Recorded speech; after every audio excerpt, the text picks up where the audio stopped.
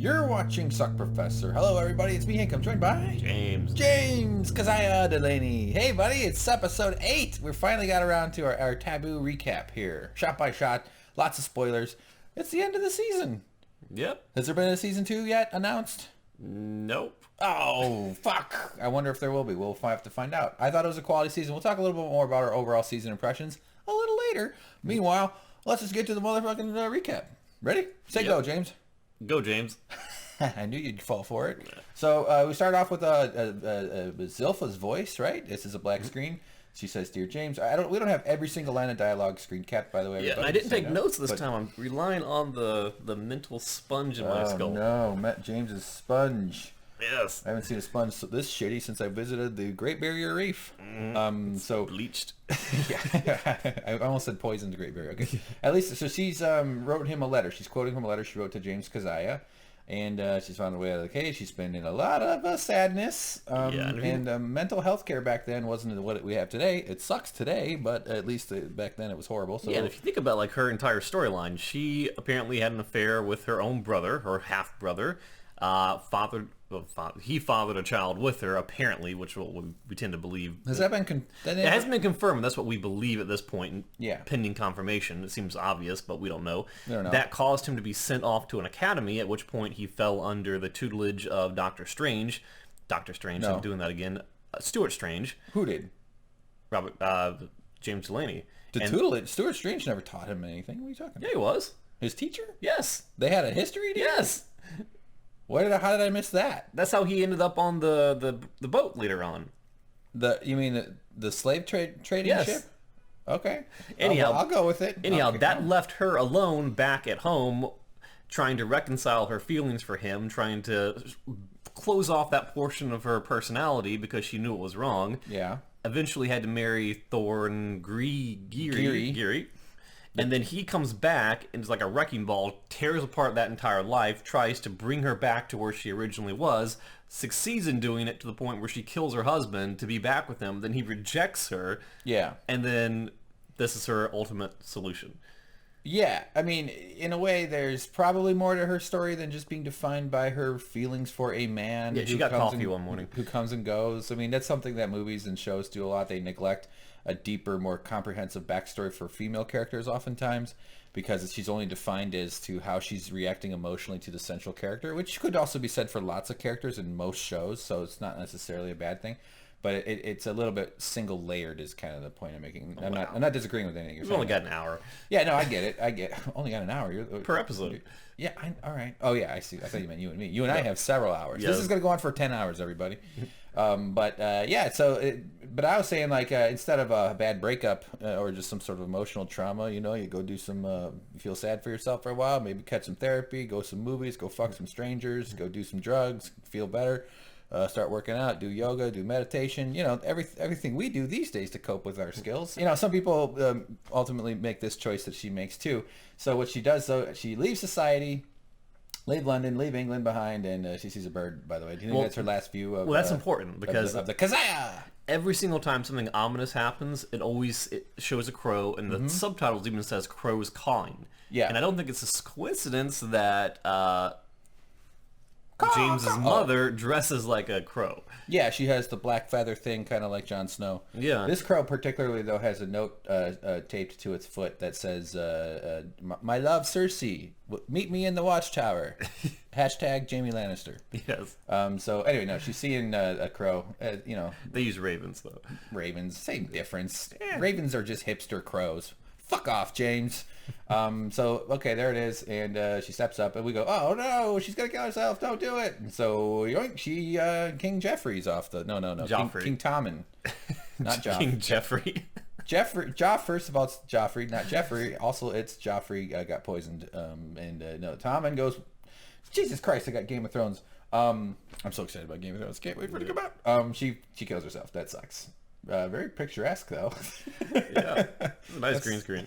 Yeah, that's gonna be my... there's like a big blue mattress down there, and that's not even her. It's a stunt double. Yeah, right, and it's probably 2 feet below the bridge thing. I'd love to see the bloopers where she hits the mattress. Goes, or the crow poops on her, right? Yeah. Is she? Okay, we shouldn't be making light of this. It's a sad moment.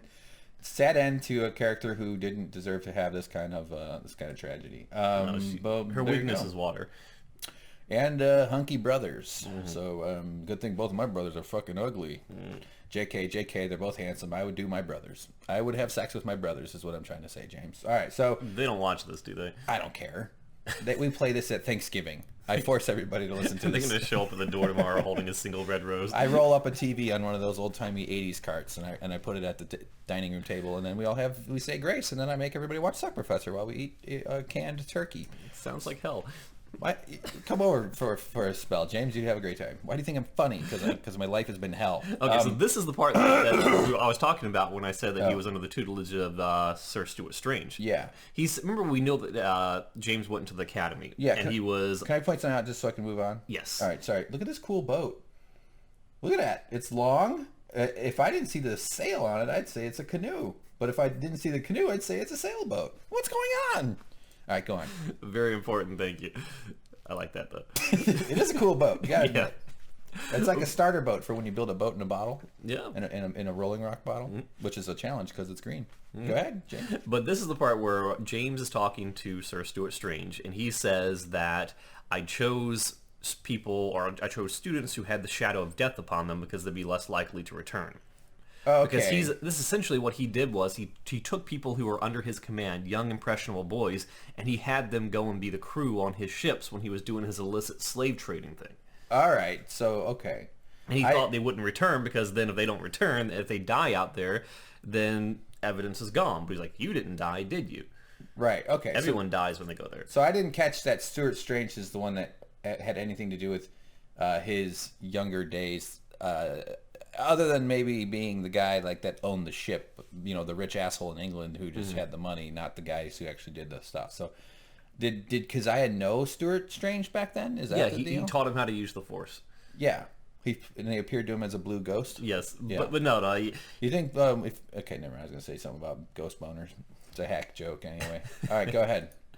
But no, now he's saying that he says, no, I did not die. I survived the shipwreck, but now was nursed back by an African man who cured me and taught me the ways of the supernatural. But he said he did some crazy shit, though. He didn't really say what, but the things that did in Africa make transactions like paltry and participate in darkness that you cannot conceive. Yeah. What? He says something like, fortunately, I'm not on trial for that today. Yeah. Yeah, that's right. And you will be including that in your royal commission or whatever. No, right. Not on trial.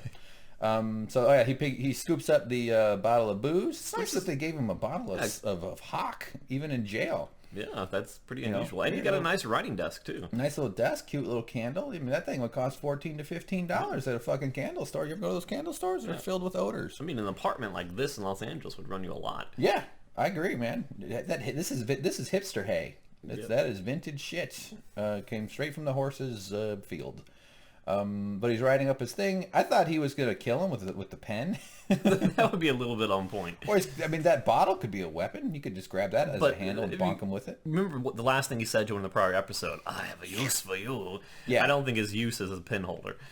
Probably not. Yeah. What if this was ink? What if this was just a big jug of ink? And he didn't realize it. Taking this. His face was all black. Yeah. Then he craps on the wine. He says they serve good hot. Oh no, he doesn't crap on. What am I saying? It's not even wine. It's some sort of whatever booze. They serve good hock to traders. So they start calling each other traders, right? Assume they want to make a deal. Mm-hmm. So then they finally get down to business. I got the sense there was a weird comfort between these two guys. They seemed almost like the same kind of schemer. Not in a good or a bad way, but they just sort of had this like kind of familiarity with each other that I thought, I don't know. I'm not sure how to interpret that. Yeah, so the problem, no. I mean, I feel like they do have similar dark pasts and they are similar people. The only difference being that James has a conscience and Strange does not. They're both like leaders, I guess, maybe kind of. Maybe that's sort of a thread that makes them comfortable around each other. But go ahead. Did you have something? Well, no. So essentially, James passes over a letter or some sort of an agreement and basically says, this is what I want. This is what I want from you. And Strange essentially shoots it down. Yeah, he's like, I don't think so. I can't deliver that. Like my accent? It's pretty good. Oh, yeah. That's Academy Award-winning accent next year. Yeah. So when the Cornwallis left Gambita, came the influence. It was I, James Delaney. So then he's reading what he's going to say. stowed in East India ship. So is he gonna lie here? Well, no, he's saying... Is this all completely true? No, he's saying that what happened was that not only did Sir Stuart Strange engage in an illicit slave trade, which was illegal, but he did it while flying the Stars and Stripes, posing as an American. And doing that means treason. Yeah.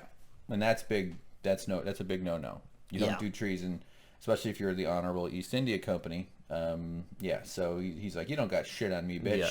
And he's about to go testify to these facts with the promise that Godfrey's testimony will be present as well to the Royal Commission, Cheshire, and all the clerks, and Coop, and probably not Prinny. Prinny's too busy eating eggs and stuff. He'll be off in the back room. But he's eating squirrel eggs or something. Yeah, but he knows is that even though he has a tentative deal with the Crown, that the Crown and EIC are not happy bedfellows, as you would say. Right. The Crown will destroy the East India Company given the chance. And the fact that they know that this is the head of the snake, Sir Stuart Strange, they will chop it off at any moment. They have the wherewithal to do so.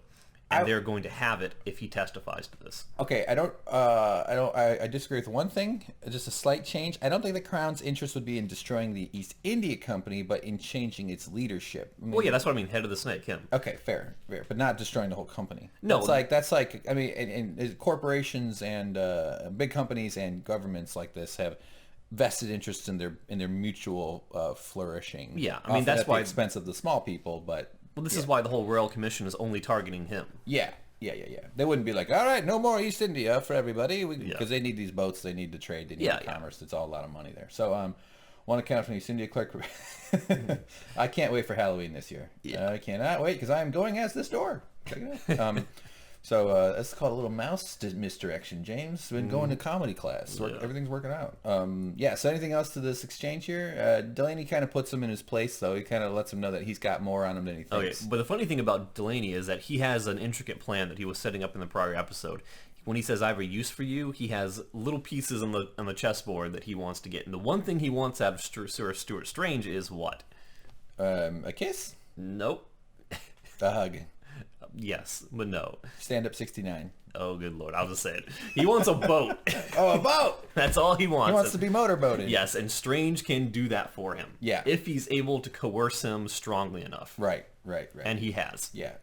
He knows he's got a guy who's got a boat, and he keeps promising all his friends he's got a boat. It's like when I'm like, hey, I got Tostitos. Everybody come over to my house. I got a bag of Tostitos. And then I get like 18 dudes come over, and I'm like, oh, fuck, I don't have any Tostitos. They're all mad at me. I throw terrible parties. Bell tolls, ding, ding, ding. A little boy, he starts like singing or something, right? The kid? A little bit later on, I think. He's maybe not right in this shot. Yeah, right. So, okay, this is the Brace household, the Delaney household. Let's not get too far ahead of ourselves.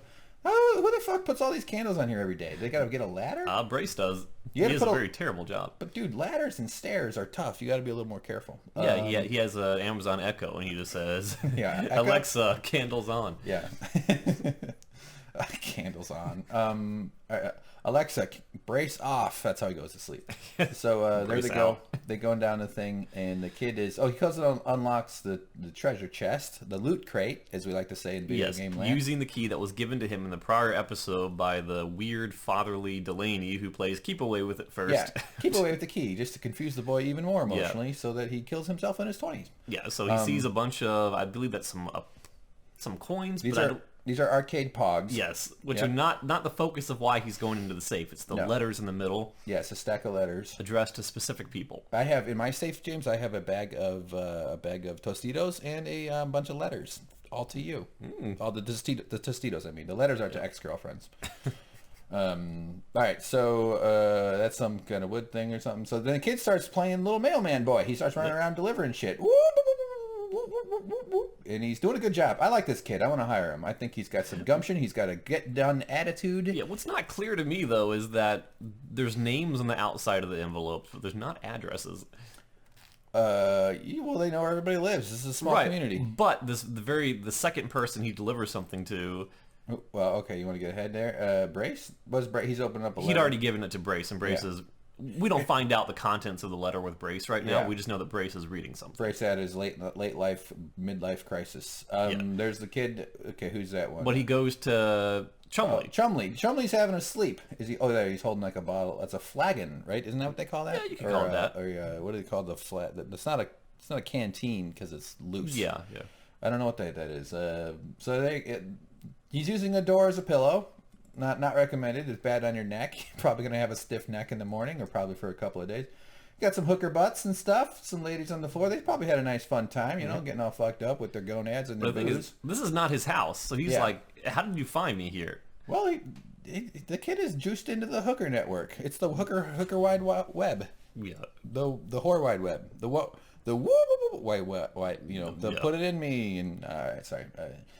How did he find me? Yeah, even he wonders the same thing. He and you are just the same. So James is always making gunpowder in his room. Yes. So yeah, it is. Sir, you've got a letter. It's from Mr. the guy in the show. I forget his name right now. You checked in on Foursquare. Yeah. Yeah. I saw on your Instagram that you were at a hooker house. Hooker house. That sounds fun. Yeah. Shouldn't they be called brothels, not brothels? B-A-R-A. Oh, well, they are pronounced brothels. Brothels. But it's spelled brothel. Yes. Well, that's where the bros go. I'd rather have a mouthful. Get it, James? Ew. All right, sorry. Indistinct chatter. Oh, and okay, so the kid's doing delivery stuff. Now this guy, he's gutting a cat. I think it was a rabbit. Oh, rabbit. It was especially horrific. It looked pretty fucking real. I'm pretty sure it was real. I think it was real too. This is good. I mean, and did they have a bunch if they had to do retakes? Because he just gutted it and the guts came spilling out. You ever gut and clean a fish or a rabbit or something? No, I would take care of and raise and release rabbits. That's right. You don't even kill bugs. No, I don't. They're harder to gut, little bugs. Yeah. Yeah. Their legs get stuck in your teeth. Yeah, I used to wear like a bug skin armor suit. What does that mean? It's when you know how long that would take. Oh, out of bug skin. I thought you meant like some kind of bug repellent, like suit made for people who don't want to stress out bugs. It'll be very weak too. Yeah, but my cricket armor will protect me. There should be armors based off bugs. Like those close-ups of dust mites and shit. They're the fucking coolest things on the planet. Mm-hmm. Other than you and me, of course. Good boy. All right. Thanks for doing a delivery mission here. And then Wilton, he's talking to a volleyball. Wilton! Yes. Everyone's like, did you kiss my shipment of bananas? I don't know that reference. But... Remember the last episode where he's like furious walking down? And is that the other guy named Wilton? Wilton is, I believe, the skinnier of the two. The guy that looks like he has a caramel around his eyes? Yes. Yeah. Pettifer is the more heavyset one. Yeah, the big fat fuck. Is that what you were looking for? The less PC way of saying it, yes. Okay, so... okay. Yeah, that's right. He did. The bananas was really funny. I sent you some bananas. I got bananas downstairs. James, you want to split one? No, that's quite all right. All right. We'll double end it. Sorry, I didn't mean to say that part out loud. It reminds me of a terrible movie.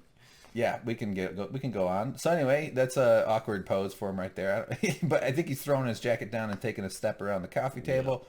Yeah. There he is. Pettifer and Wilton. Pettifer and Wilton, our two favorite goons. Because I need you to do things for me. Yeah. Oh, this was funny. So the soldier and Pearl, they're having a fun time. They're playing. Pearl and Helga are under the captivity of the East India Company until they can deliver their testimony, which will condemn James as a traitor. Yes. So they're hanging out in this courtyard with this flower garden kind of place, but they're just playing cricket or what do they call it? Croquet.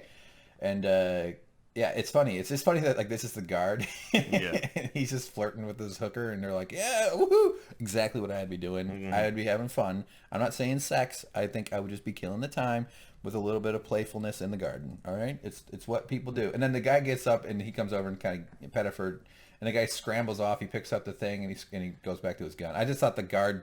I want like a whole story about just this guard who just like sucks at his job because he's not. You're not supposed to be canoodling. No canoodling in Guard Town. And so Helga, he grabs him and they get up and they go, get on the coach. We're gonna go somewhere. All right. He's on a mission. Oh, okay. At the point of a bayonet if necessary. So they're basically saying, we're in charge, bitch. Your fun time is over, even though they've been held captive. No more croquet and feeling a penis on your booty through both of your clothes. And it's no coincidence that he's coming out here and doing this immediately after meeting with Strange and being told that he has a duty to do or a job to do. He's got some sort. He's on a job here. Yeah, so we know exactly what he's doing is a direct task by Strange. Yeah, under the orders of his thing. So the evil lawyer's in a fucked up weird little room with cool lighting. Keziah is speaking Ashanti. I wonder if is he actually saying stuff, you think? Or I do. I'm sure he is. Because it always seems like he's saying the same thing. It does sound like the same thing. It would be weird if they made it up. It's really disrespectful to do what I just did. For a show, you just go fucking on the internet or hire a guy to come over and be like, yeah, these are the words you should say. But did he put the hood on himself? Maybe he just wants to sell the image. Or maybe because they transported him around the prison, and they like cover your head so you don't know where you are. What was that horrific prison, Abu Ghraib? Yeah, where they did similar type of... Which George Bush called Abu Ghraib. No. Motherfucker didn't even know what it was called. Wow. Anyway, yeah, they did horrible stuff to a lot of that. That was when the Americans were torturing Iraqis in their own country. Very similar hoods. Yeah. Oh, I mean, this is not uncommon in our prisons. I mean, for high risk prisoners, they fucking muzzle you and chain you up, and I mean, it's degrading and horrible in lots of different ways. I'm not saying some people don't deserve it in certain cases, but it is awful what people can do to each other. But he seems to be in bad shape. Is he like spitting out blood? So shit was coming. Yeah, I don't know, because we noticed that the blood was hitting his hand, and we know he was tortured horribly, right. So we know that he is wounded to a degree. But it seemed like after Stuart Strange, they eased up on him, and he wouldn't have had more injuries. I'm wondering if he's like undoing his own, exasperating his wounds. Maybe some sort of tactical thing where he wants to look like he's as fucked up as he can or something. Yeah. Or maybe he just is in this bad a condition and he was holding it together with pure willpower just to speak with Strange. Right. Could be. I don't know. We'll have to find out. Well, maybe we won't find out. We'll just have to make some shit up when we get to it. So this guy comes in and his face is cut or something, or I don't know, remember. It's hard to see it quite there. Yeah, so they're going to see you now. So this is where they think they're going to get a confession, and he's going to tell them all the names of all his co-conspirators, right? Well, did he ask for a doctor at that point, or they just... Yeah, they haven't asked him for a doctor yet, so that's right. So he's waiting to go in there and to deliver his testimony. Maybe that was it. He was stalling, so delay he wouldn't tactic. Yeah, probably. Yeah, but then he starts foaming at the mouth. That's a hard thing to fake. How do you do that? You could do that. What? How do you foam at the mouth? Tell me. Shaving cream, which he of course has in his back pocket. Well, he does have a nicely shaven cheek right there. Maybe, shaving cream. No, that would be going. This foaming at the mouth scheme is not working out. Yes. No, I don't think it's easy to foam at the mouth. I'm not sure even when people do foam at the mouth, what the fuck does the foam come from? Is it your spit getting all bubbled up because your mouth is going through crazy shit? I prefer not to think about it. Well, that's all I can think about right now. He becomes a human root beer float. I was just going to say he had a root beer float. That's exactly what I was going to say. We got to go get some root beer floats. You want to buy one for me? Damn it. Only if you drink it like that. Almost on the ground. On the floor in the place. Dressed up like little dark shirt Riding Hood. Yes, hood. Dark shirt. Well, it's a dark thing. All right, so anyway, he's off they go. The Nutcrackers are the Nutcrackers. We are the Nutcrackers. We crack nuts. We crack walnuts. They start naming nuts, macadamias. Mr. Delaney is in need of a doctor, sir. Like, oh, motherfucker, what the hell? Why does this guy need a doctor? So they can't deal with a guy who's all fucked up, so they gotta wait a little bit. Even, I guess that's something reasonable going on back then. Horse, clop, clop, clop, clop, clop, clop. Now we're back on the thing. Boom! Somebody takes a blast at the rider guy. Or him. The rider guy. Or, a guy sitting next to the driver dude. Yes. Look at these horses. They're good actors. I like them. And it's our Atticus. old buddy Atticus and his gang of goons. These are some highway robbermen. This guy's not really a good gunfighter, but... Well, he doesn't fight back because we find out... Well, we know that, yeah. But I'm just saying, like, I'm picturing him, like, going into Bruce Willis mode here. I imagine he's lived a privileged life. Yeah, as have I. That's why I'm also a big fat fuck. So there they go. He gets out of the car, ladies. Oh, I didn't get the shot, but he immediately shoots his gun into the woods. This guy here. He immediately... Well, he has to, because he's creating an impression that he was held at gunpoint, that the driver was killed, and that the Helga and Pearl were kidnapped. Yeah, so it'd be weird if he didn't have a discharged weapon. So if it was down to me, he'd have been dead long ago. Delaney ordered he shouldn't be. Okay, so now he's basically saying, we're handing these over to you guys. So this is the deal part of the deal that Strange has made with Keziah. Which we did not hear, with Keziah, that he communicated to Pettifer and Wilton. Yeah, that he wants the hookers back, Helga and Pearl. Right? Yeah, but Strange can't just simply give it back to them, because then he would be under questioning by the Royal Commission and by the Crown, because that's Yeah. You know, he already told them that he had an ace in the hole. He had the testimony of these two. So if he's going to give them up, after being forced to give them up by James, he has to create a scenario in which they're taken by force beyond his control. It has to be a criminal act. Yes. And when you need a criminal act, you go to this guy. Yeah. So there's an agreement in your place between my master and yours. And he goes, yeah, that's right. And then he says something like, well, here's... he says, yes, there is, or yes, something there like is. that. Cow! Oh, boom! Popped one out right in the melon. Put one right through the old honeydew. Right, Yeah. James? It's like he's looking up trying to see it. Yeah, he is. Where to go? Is there a bee in front of me? There's his, the back of his skull opening up because bullets, you know, they break open and then they spread all around. It's pretty fucked up unless they hold together. But these are like lead slugs. So Horace is neighing. See, even horses don't like violence, James. They're a lot like me. Also because they have big tails. There she goes, and it's kind of a crazy screenshot. I don't know, it just looks like a whole different person there. But scary bald guy, that's always good. And they leave him. He's already turning pale. He's got a hole in his head. It's not bleeding. That means he's dead. I like the bruising around it too. It's good makeup. It's a good touch. Yeah, there'd probably be some bruising around something like that. So old Pettifer is now peta-fucked. So not even fucked. He's been all the way fucked. Like fucked implies you can come back from it a little bit, right? Like when your ankle was fucked. Yeah. But your ankle wasn't dead. All right. So wow, what a beautiful piece, huh? Nice piece. That's what she didn't say. And he goes in there and okay, set to leave tomorrow. So now they're talking about the getting a ship for Keziah. He's working on getting James. He's holding up his end of the deal to get this over with. And Wilton is kind of like the official not bookkeeper, but he's kind of the record keeper for the place. So in order to accommodate his request, he has to say, well, what shall the official record say? What is the reason for the ship to go up and be inshore? Yeah, yeah. And he's a little like, I don't want to make this more, because he knows this is a tense thing. Well, yeah, he's basically saying, I'm not asking for my own information. I need something official to put down for the record. Yeah, because he's like, we got to make sure the records show this, that we're not going to draw suspicion if we have bullshit records here. So let's do good bullshit so we can hide this activity. And what is the official reason? Because the whole thing is insane! He just turns into an angry guy. Yeah, I think his official reason is something like he has to bring the ship up to have the front of it, or the hull of it tarred or something like that. There's some sort of fittings thing where it's like some sort of work that has to be certified, has to be signed off properly. It's not super important. Like, it's a lie. It's like it has to get a smog check. Like essentially, in California, we got to have our emissions tested. It's probably that case in lots of states.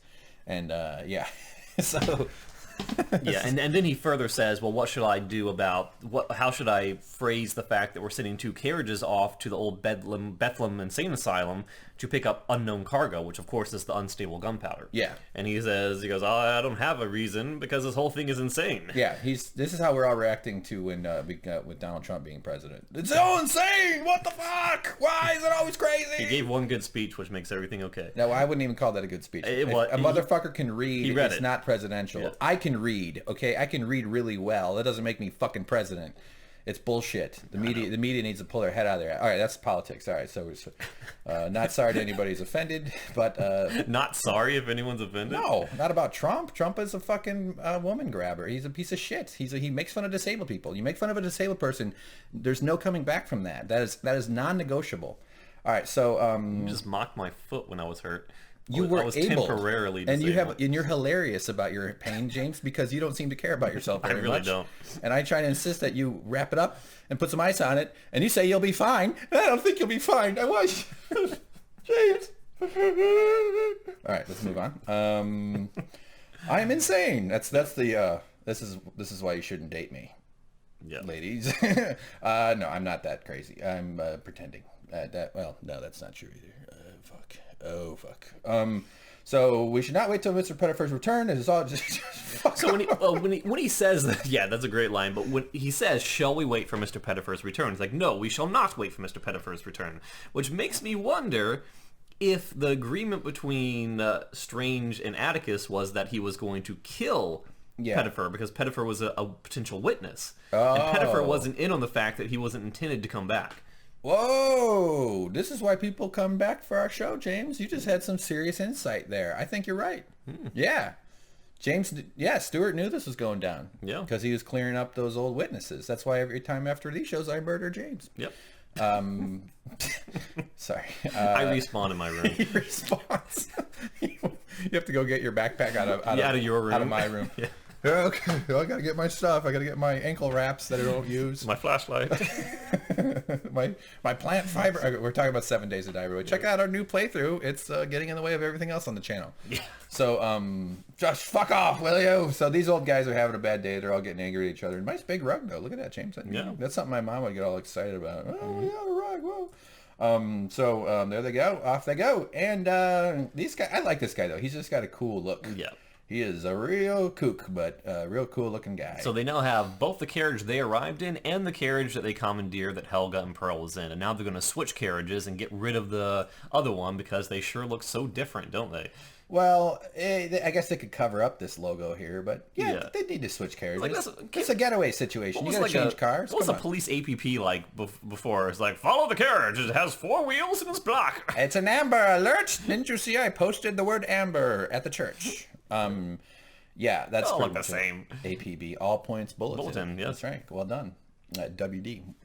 Would Jesus do?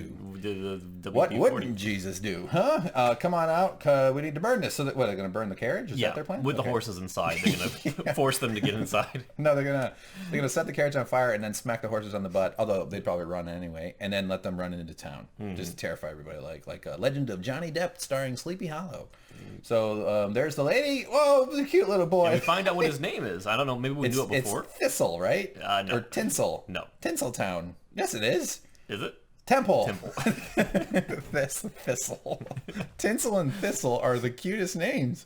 Could you imagine 2 little kids named Tinsel and Thistle? Little orphans who are out solving crimes? Those are very Christmassy names. Oh no, Tinsel and Thistle on the case. They're going to figure out who killed Mom. And then you have the third child who wasn't loved as much. He goes, get down here, fruitcake. Fruitcake. It's fruitcake, Tinsel and Thistle. Always solving crimes. And they're always going up against I can't think of it. And they're always gifting the third child to other people who they then give to other people. Yeah, but they're clever. Yeah. They're clever even though they can't read. Because nobody wants a fruitcake on Christmas. Nobody. Although I've tried eating those fruitcakes. They're always bad. Yeah, I don't know. How did that even start? It sounds like it'd be good. 2 good things. Cake and fruit. I know. Put them together and it's the worst things on ever. Yeah. On ever. What the fuck's wrong with me? It's like tooth and paste. Okay? Good. Put them together. Gross. All right. So Helga. I think Helga would agree with that. Yeah. Did he really say that? How dare he? She's never used it. I voted for Trump. How dare you? The toothpaste part. Yeah, the toothpaste. I know. But this kid, I think he's a cutie kid. I think he's feeling a little better these days. You know what I mean? Because he was a little down and out about his buddy Winter. So the whole point that I'm bringing Helga into the carriage with Bo and Temple is that Temple is going to testify that no, James Delaney did not murder your child, Winter. Yes. This was an EIC operation. So they saw people show up and killed Winter as they were sleeping. So Winter, he said something about like... She came up and she found him like passed out on the shore and she laid down next to him and slept. Yeah. You have to really respect someone to lay down in the mud next to him. Yeah. Well, maybe, I guess so. I mean, yeah. We don't know for sure he was in the mud, but they were probably in the mud. I'm not saying, you're okay. I don't know why I'm arguing that. He was face down in the mud. I know, but he could have rolled around during his sleep. You get up, you take a piss, you fall back down. He was saying it was dirt, and then he like urinated all over himself while he was asleep and created the mud. That's where the mud came from. Yeah. James, in an emergency, urine can be very warming. Yes. That's actually not true. The physics of it, you vacate your body of all that warm fluid, and then you ever pee on your hand accidentally? No. I went through a phase in the shower once. All right, so let's not explore. No, it wasn't on purpose. I've never peed on my hand on purpose. I've never peed on anybody on purpose, but I would. You ever been stung by jellyfish? If they asked me to, I would. No, but I have. It hurts. It'd be funny if you're like a jellyfish doctor, and then you open up a shop on the beach, and all you do is drink water all day, waiting for customers. You just come out and just start spraying the whole waiting room. I got this. Yeah. Oh, we've got a busy day, doctor. I've got this. You just have like a big keg of your own urine ready to go. Don't worry, I've had some kombucha. Okay, so he would get terrible Yelp reviews. Yeah, my favorite thing to do with urine is spelling my friends' names in the snow. That's okay. Where he's met by someone on the other side. So the kid tells him that he saw the murder happen. Yeah, and he's but he was like, it's okay. I just get the sense that his little traumatic time is ending. That's why I'm glad for the little kid. And she even threatens the poor little boy. Yeah, is that the truth, little boy? Yeah, so she goes, you know what happens to little boys that lie, don't you? It's the truth, I swear, it is the truth. So anyway, all right, so she's probably believing him. I think she doesn't think it's bullshit. So James, go on. Yeah, so essentially, he's not really talking to James right now, but he is practicing and putting together his end of the bargain, which we don't quite know the details of yet. A little swig of absinthe to get his blood pumping, maybe. When we were watching it, you said little swig of arsenic. Arsenic? Well, they would do that. Like, I don't think they drank arsenic, but they would use chemicals that they didn't know were horrible. Like, there's a scene in the movie Rome, TV show on HBO. I called it a movie, I realized. Where the woman, it's like a rich people house, and she's putting on her makeup. Her daughter's putting on makeup. She goes, "More arsenic, honey." Like she's like telling her how to. So like a lot of times they would ingest shit that was like horrible. And I didn't really believe it was What's arsenic. That poison that's found in very small doses in apples? Is that arsenic? Cyanide. Cyanide, yes. Yeah. That's the one. Which is one of those things you hear and then you avoid apple seeds, but you're like, then you realize, wait a minute, if it was really enough to hurt anybody, apples would not be the most common fruit in history. Well, no, that's why so many kids drop dead after eating Apple Jacks. Yeah, that's why all those horses are always dying. And but you know, thank God for all these crazy maniacs during history that did do all this chemistry and the kind of people that took these risks, because like that's the development of safe dangerous materials wouldn't have happened without this period where the human beings just took risks because they didn't understand. You know what I mean? So that's good. I don't know what I'm trying to say, James. That's the conclusion of my college level 2 class. Yeah, he's like the Eugene from The Walking Dead of this show. Yeah, a little bit. Only we're lucky he doesn't have a mullet. He has something worse, a top hat with a flower on it. Yeah, that's pretty horrific. I like it though. You know, they all got cool looks. I bet this was a fun place to be on set. You know.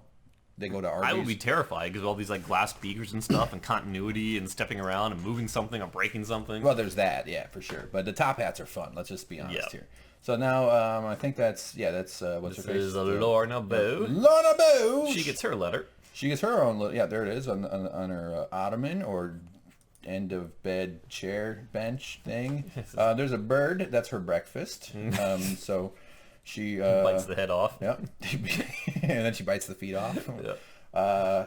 And they're there. So I don't know. Oh, so now he's back to work. Chumley, it's kind of a montagey thing. So he's making a thing. Not a lot of concern. No eyewear protection. Doesn't have one of those eye showers. Yeah, he does. It's called the back of his hand. Well, that comes up in a little second here. He blows up another thing. But yeah, I like the chemical lab thing, the kind of, you know, mad crazed scientist sort of motif. So we know the thing that James Delaney wants him to do involves explosions and distractions and confusion and stuff like that. And he wants her to hire a gardener to clean up this fucking front lawn. Yeah, my God, look at this place. That's because Bryce doesn't go outside anymore. Yeah, Bryce is in bed squeezing his hands between his knees. Yeah. So what is Lorna? What? Her letter told her to go talk to Countess Musgrove, or as we know her better as, Carlsbad. Carlsbad, or as Rick Grimes calls it, Carlsbad. Carlsbad. Sounds more like Bill Cosby. Yeah. Carlsbad. Another evil piece of shit, that guy.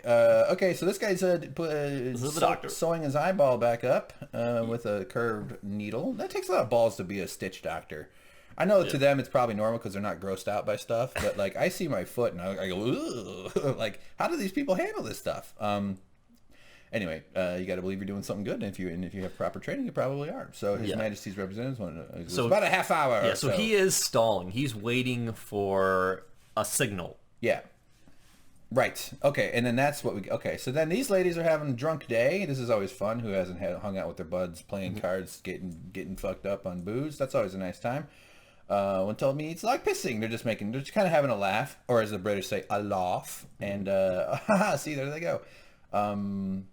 Yeah, so then the guy lets her in. She's got a big fancy house, and she comes in. She pretends. This was actually a really well written and interesting scene. She does, and she basically phrases what she's really saying in this very clever story about women's products, which is really talking about gunpowder. She's pretending to be basically a door-to-door saleswoman. Yeah, because she doesn't want to, spill the beans to the other two women who are there. She's directing it right at the Countess. Right. And the Countess is very well aware of what she's talking about. A certain feminine product known as Wink, wink, gunpowder. Yes. She doesn't say it quite like that.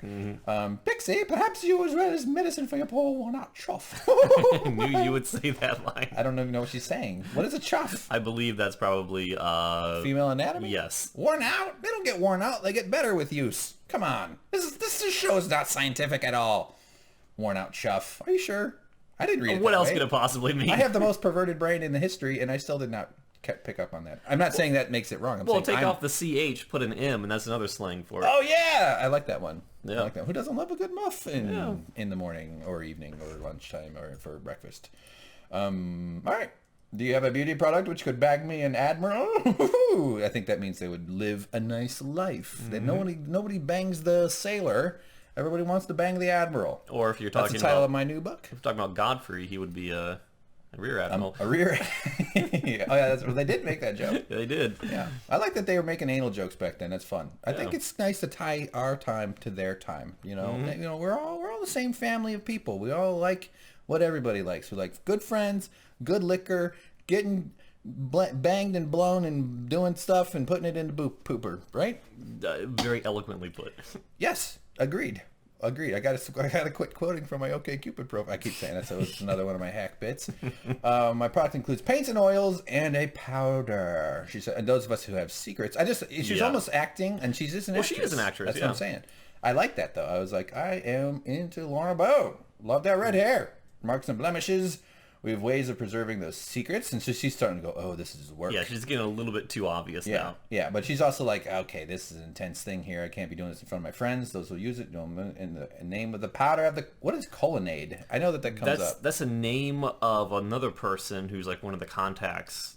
I forget exactly who it is, but it has come up in the past. Yeah, and we see it again later in this episode. Yeah. So you have samples. Maybe we can go. I had to best apply it. So yeah, she gets up and leaves and says, all right, ladies, I'm going to go check out this woman's muff powder. How dull was life before Musgrove, huh? This is the woman saying that as they leave. Oh, yeah.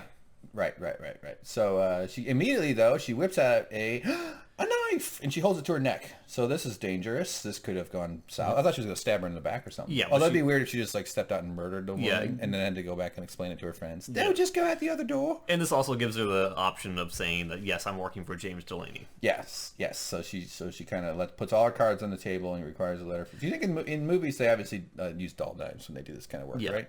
Yeah, the thing about James, though, is his plan requires a couple of things. The first thing he needs is, because he's a good man, knowledge that Helga and Pearl are safe. Right. Second thing he needs is a boat. Third thing he needs is safe passage through the blockade. Yeah. So he's got Helga and Pearl safe. He's got his boat. Now he just needs the ticket to get through the blockade, which is in the hands of the Americans. Okay. Man, I'm so glad you're here to explain stuff, because I'm not even sure what show we're talking about anymore. If I fail to return, it will be delivered by midday. So she said, yeah, you can't kill me because they'll turn you in, you dumb bitch. What are you doing? That's if you found the leak. We'll fix it as long as you cooperate. Now, do you know what that means? That he's found the leak in Dumbarton? Yeah, well, we're not supposed to know that yet, but he knows that there is someone in the organization that is leaking information that is not who he or she claims to be. Yes, indeed. So what are you to him, huh? I am... Oh, yeah, this was great. She's like, what the fuck are you up here anyway? I don't even know you. What's your deal? And she goes, I'm Mrs. Delaney. He goes, what? No. And she goes, his wife, right? Or something? Yeah. I'm just trying to not blow the great line, which she goes, no, not. And then she gives his mother. With that confident smile. I loved it, though. She's his stepmom, or no, she's his stepwife. Stepwife? Wife-in-law. She's not his... Yes. She's well, I mean, that was... No, I know. I totally love this line, though. This is a great line. I wish she was my mom. You wish she was also my mom? Well, then it would kind of kill your shot with her. That's what you think. That was horrible. Can't believe I said that out loud. All right, so I believe at this point, this is... Now that the letter of safe passage has been gotten, I think Robert is going to be giving a signal that he now has it. Yes. So that James can now stop stalling. Yeah. And this is an old man's hands holding a thing here, and he's got a weird old ring, and turquoise. He's got some fucked up skin shit going on there. Or... that would be jade. Jade is green. Jade is green. I get these confused. It's the other jade, the blue one, turquoise. Yes. It's New Mexico jade. That's if everybody's ever driven through New Mexico, they put jade necklaces on you when you get to the border, and then you get to take them off and you get to the other border. It's great. It's a nice state. Try it out. So look, even he's got a jerk ass ring and going. I'm not a fan of dudes wearing rings, James. Other than toe rings, I have 10 of them on, all on one pinky. Are you gonna sing this with a young boy's accent? Oh, just a lemon, say the bells of St. Clemens. Yo, me for farthings at the bells of St. Martin's. I'm doing better than you expected, aren't I? It's a pretty. It's not angelic. Let's say pretty good. Let's not go there. Well, I am one of the castrati. When will you pay me? Says the bells of Old Bailey. Old Bailey's an Irish liqueur, right? Yes, it is. Man, this just... So I didn't even figure this out when we were watching it. That I was like, why is he singing? Yeah. Is he just giving him comfort? No, he's Does he just want to hear a familiar boy voice? Yeah. No, he's giving him a signal. Yes. You already kind of explained it. We're all gonna rich at the size of shortage. I like that one because it sounds like he could have said bitch. Riches get short itches, James. Get it? Yes. Not snitches or bitches or stitches or whatever the fuck. You're not just finished, okay? And so they finally drag him in. Basically, the doctor says, no, you're not ready to go, but James, on his insistence, says, yes, I'm ready. Take me now. Because he's got the signal, and he's saying, screw my health. This is the time. I need to take advantage of this. Now we got to move. This is like when you and I try to get to McDonald's before they stop selling McMuffins. Oh, no, they do all day now. Oh. Right? That joke would have worked. All I care about is the Grand Mac now. Yeah, James has got a new addiction. He's eaten himself into an even faster death by eating the bigger Big Macs, the Grand Mac. By the way, everybody, we're sponsored by Big Macs. Go to audible.com/Big Mac. All right, so now the witness is sewn together. Sewn together, like he's a doll. So Coop is week. Coop is now expecting to receive the testimony that James promised to give him. Yeah. Because remember he said, I'll tell you all the names of my conspirators as long as you arrange a meeting between me and Sir Stuart Strange. Yeah. So now he's like, okay, we've given you Strange. Yeah, we need to torture you a whole bunch. Yeah. By the way, great way to avoid getting caught. Name your group the Secret Society of Correspondence. Okay. Yeah. Against His Majesty the King. And you have pledged to give us the names of the Americans who conspired with you in armed, commit acts of treason within the confines. Okay, so what does he do? Shorty. You didn't have to use that. You're like that. No, I sound like the guy talking to Jabba the Hutt. That's what I was about to say. I was like, you sound just like the Star Wars Jabba the Hutt. What's that guy's name? I don't know. But... He's got the snake hair that wraps around his shoulders like scarves. I used to know his name. He's all pale like me. Maybe those are his genitals sticking on the back of his head. Well, we never know. I don't know. What if he gets morning wood? He wakes up at a 45-degree angle. Yeah, but he persists speaking Ashanti. Yeah, which is basically like, fuck you. I'm not talking. Like, Mr. Delaney, you're causing more trouble. Unless you give out the names of your co-conspirators, I will pull my stitches out that we just put in. I will pull out myself. Oh, yeah, the stitches out, yeah. What if this is just... Yes, and then he says... This is how I go to the bathroom. I pull myself out with my fingernails. Yep. Oh, good lord. I don't even undo the button. I just undo the zipper. I'm one of those guys. Right. And then he talks about crushing a part of him into paste. Yes, and to crush your balls into paste, and then I'll put paste on a cardboard and then put glitter on it and write words with it. And make puff paint. Make puff paint. Oh, is that a thing? You never had puff paint? My sister. You didn't have a sister, right? No, I never had a sister. Yeah. If you had a sister in the 80s, you know what puff paint is. I do. Yeah, it's like puffy paint. Yeah, when it dries, it puffs up. Yeah, so it turns I have seen that now that memories are all coming back. I paid some attention back then. I didn't get a lot of Valentine's cards on those Valentine's days. I remember I'd always be like, man, I wish the girls would give me one of those. And then one of them would, because there's always a couple nice ones or something. And then I'd be like, love.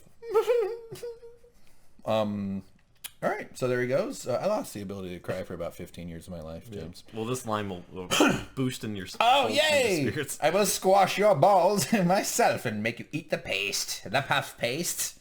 You'll be a puff pastry. This is my favorite line of the episode afterwards, though. You promised to give me those names. Crow, anytime something ominous happens, Crow calling. Salish. Says, where's your favorite line of the episode? The one after this. Oh, I hope I got it. I must have lied. Oh, yeah. I love that. So he's very deliberate, though. Yeah, you're right. The way he delivered, he's like, well, I must have lied. Yeah. Even after being threatened to have parts of him crushed into paste and then forced to eat it. It's generally an extremely emotionless performance, but he's very charismatic. Like the thing is riveting. He knows that his plan is so meticulous and that he's trusting every single part of it is going to work out well enough that he's going to be released shortly. Yeah. So he's not worried at all. He's got a lot of faith in this shit working out, because when you have that many moving parts, things can go south real quick.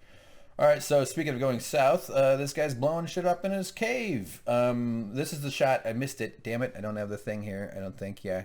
So right after this one, he holds his arm up in front of his eyes because it blows up whatever's going on in here. That it's just not advisable. Not even just the eyes. You're just going to spill all this shit all over the place, or it's going to burn up. It's not like you can just order some goggles from Amazon. So, okay, let's say you're testing new explosives. Here, best case scenario, it works the way you want. The less best case scenario is it's not as strong as you want. Oh, no, I need to fix this formula. Other worst case scenario, it's stronger. You fucked up in the wrong way, and you blow their head off, and everybody else's head. Yeah. Anyway, so, Coop, I will tell you one thing, though.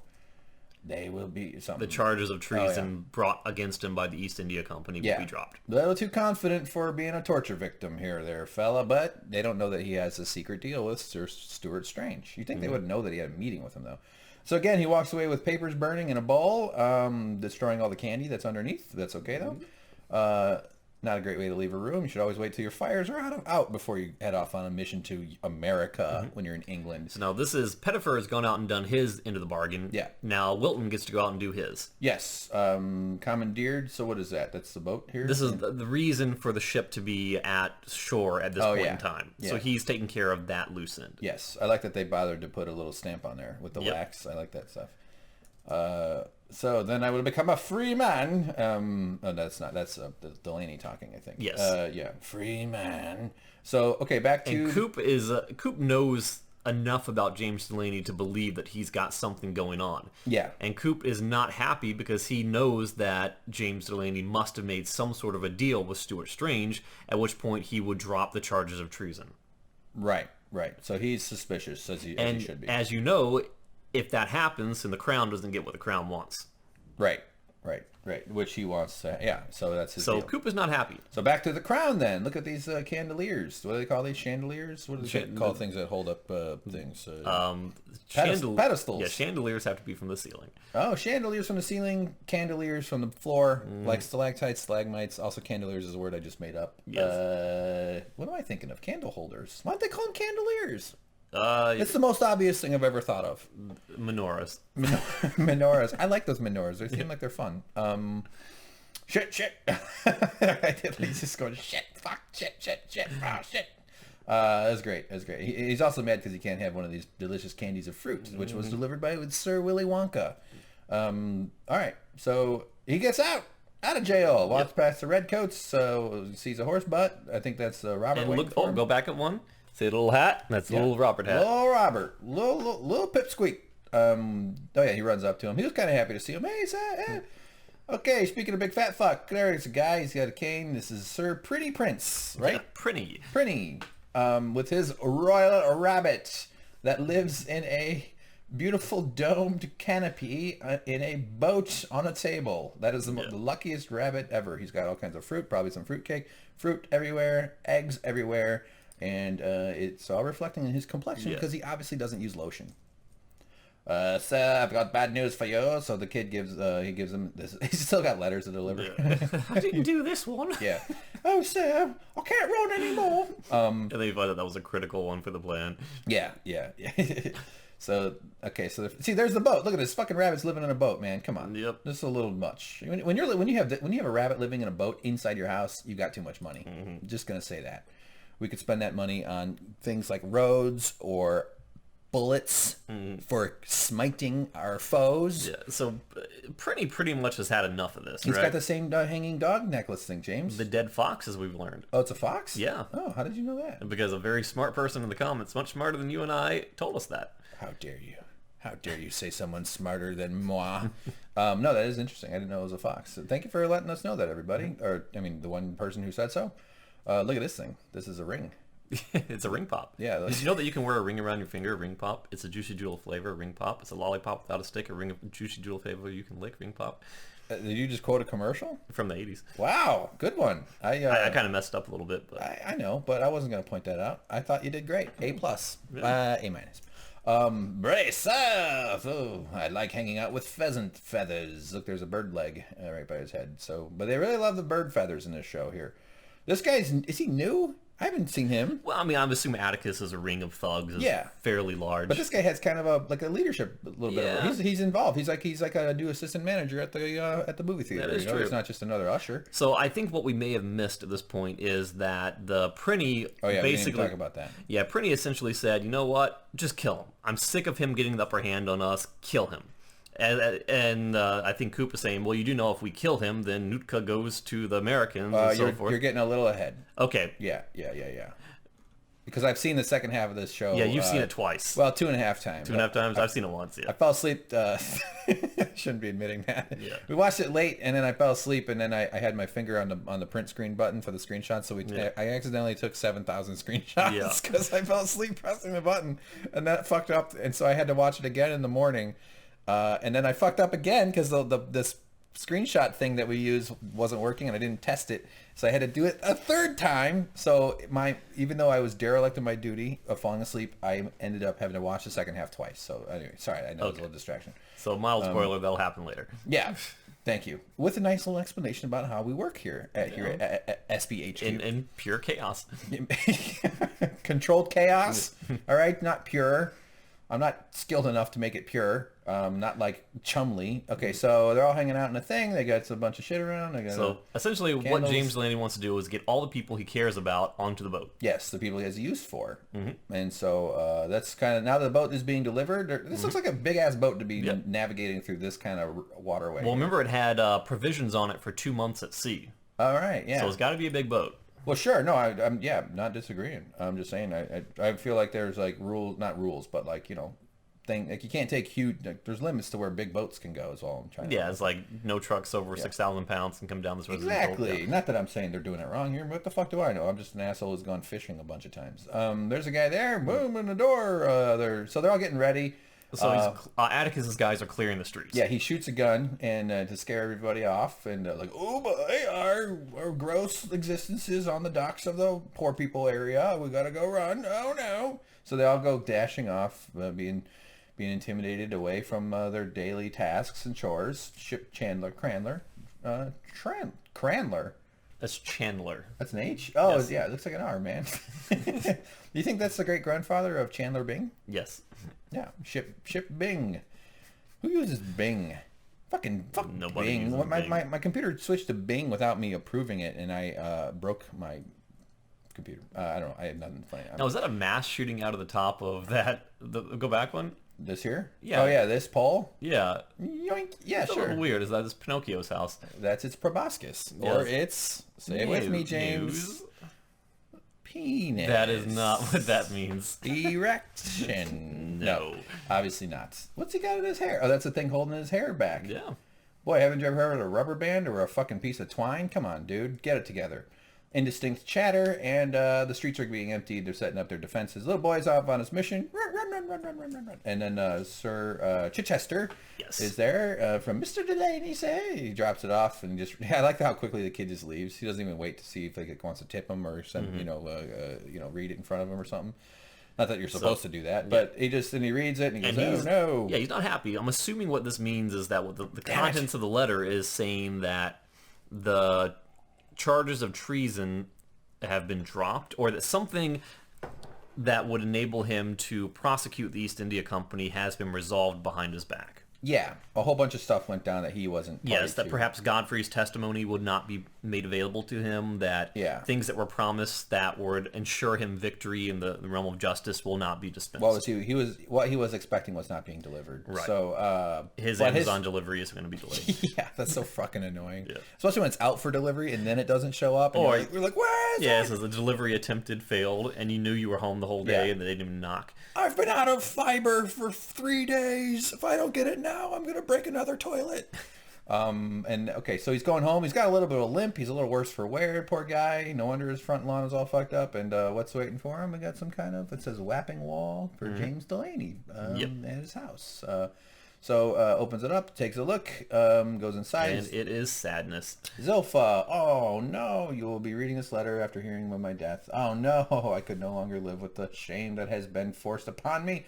Although something inside of me rejoiced upon your return, I wish you had stayed away. Our union and something ungodly. What? Our union is ungodly and is something I can no longer live with.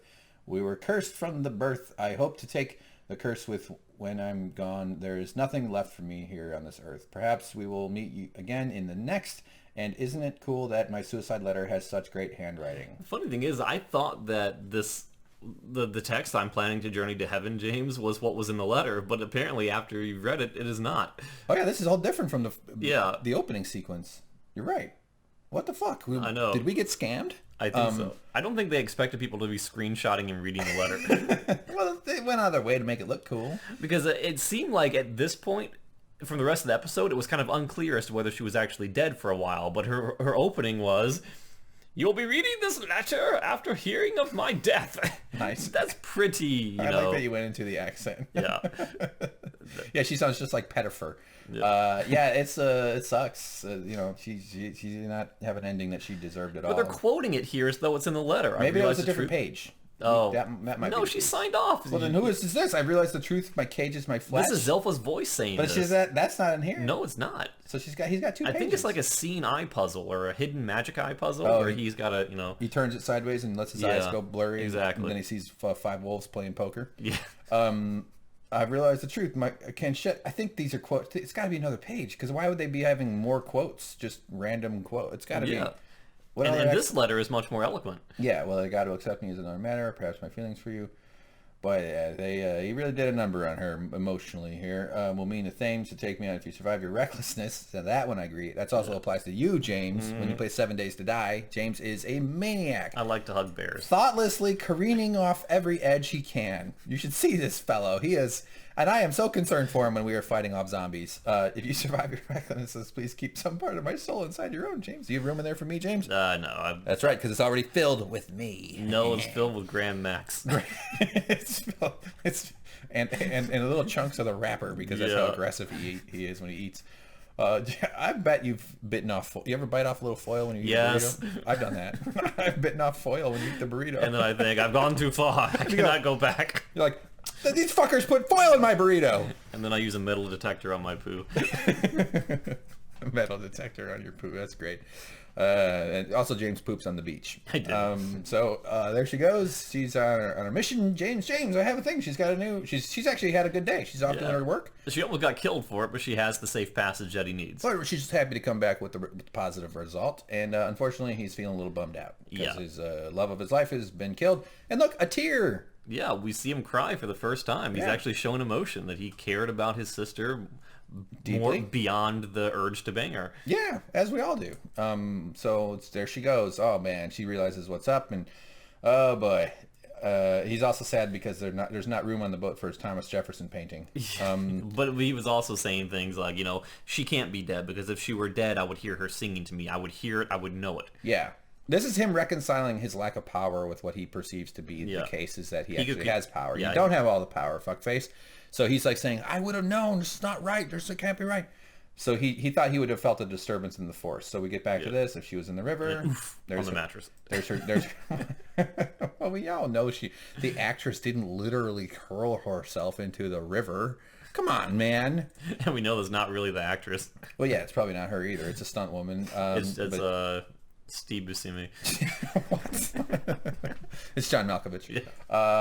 I'm backing it up. It's King Tommen. All right, so into the water, boom, and he goes, I would have heard it, I would have felt it. She's like, oh, your girlfriend died. I'm so sorry.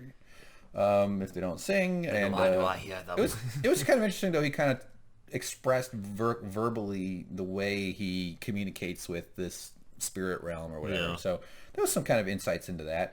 But he's bummed out. That is a question to ask. And what do you do when a buddy's girlfriend / sister kills herself? You sit down and you hang out. What else are you supposed to do? And you remind them of the pertinent tasks at hand. It's like, today is a good day to die at sea. We must go. People are depending on us. Yes. You say, come on, man. Target's about to be out of Nintendo Switches. We got to get the fuck moving. Oh, that's too soon. The wound is fresh. I couldn't get mine from Target. James is upset because there's limited supply of Nintendo Switches. I want to be gliding through the air as Link through Hyrule right now, but I can't. You better not. We got zombies to kill, man. Come on. You know we could just sit here in these rotting chairs. I like that she kind of just ragged down in this house, so...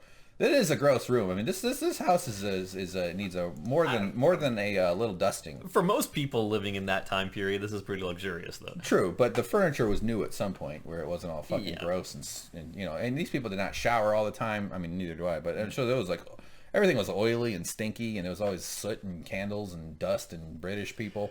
That came out wrong. They're all right. I love British people. So there they go. My last name is British. Did you know that? I didn't know your name was Hank British. It's British. Yeah. Call me Hank British. Hello, it's me, Secret Agent Hank British. I probably shouldn't announce my job every time I walk into a restaurant.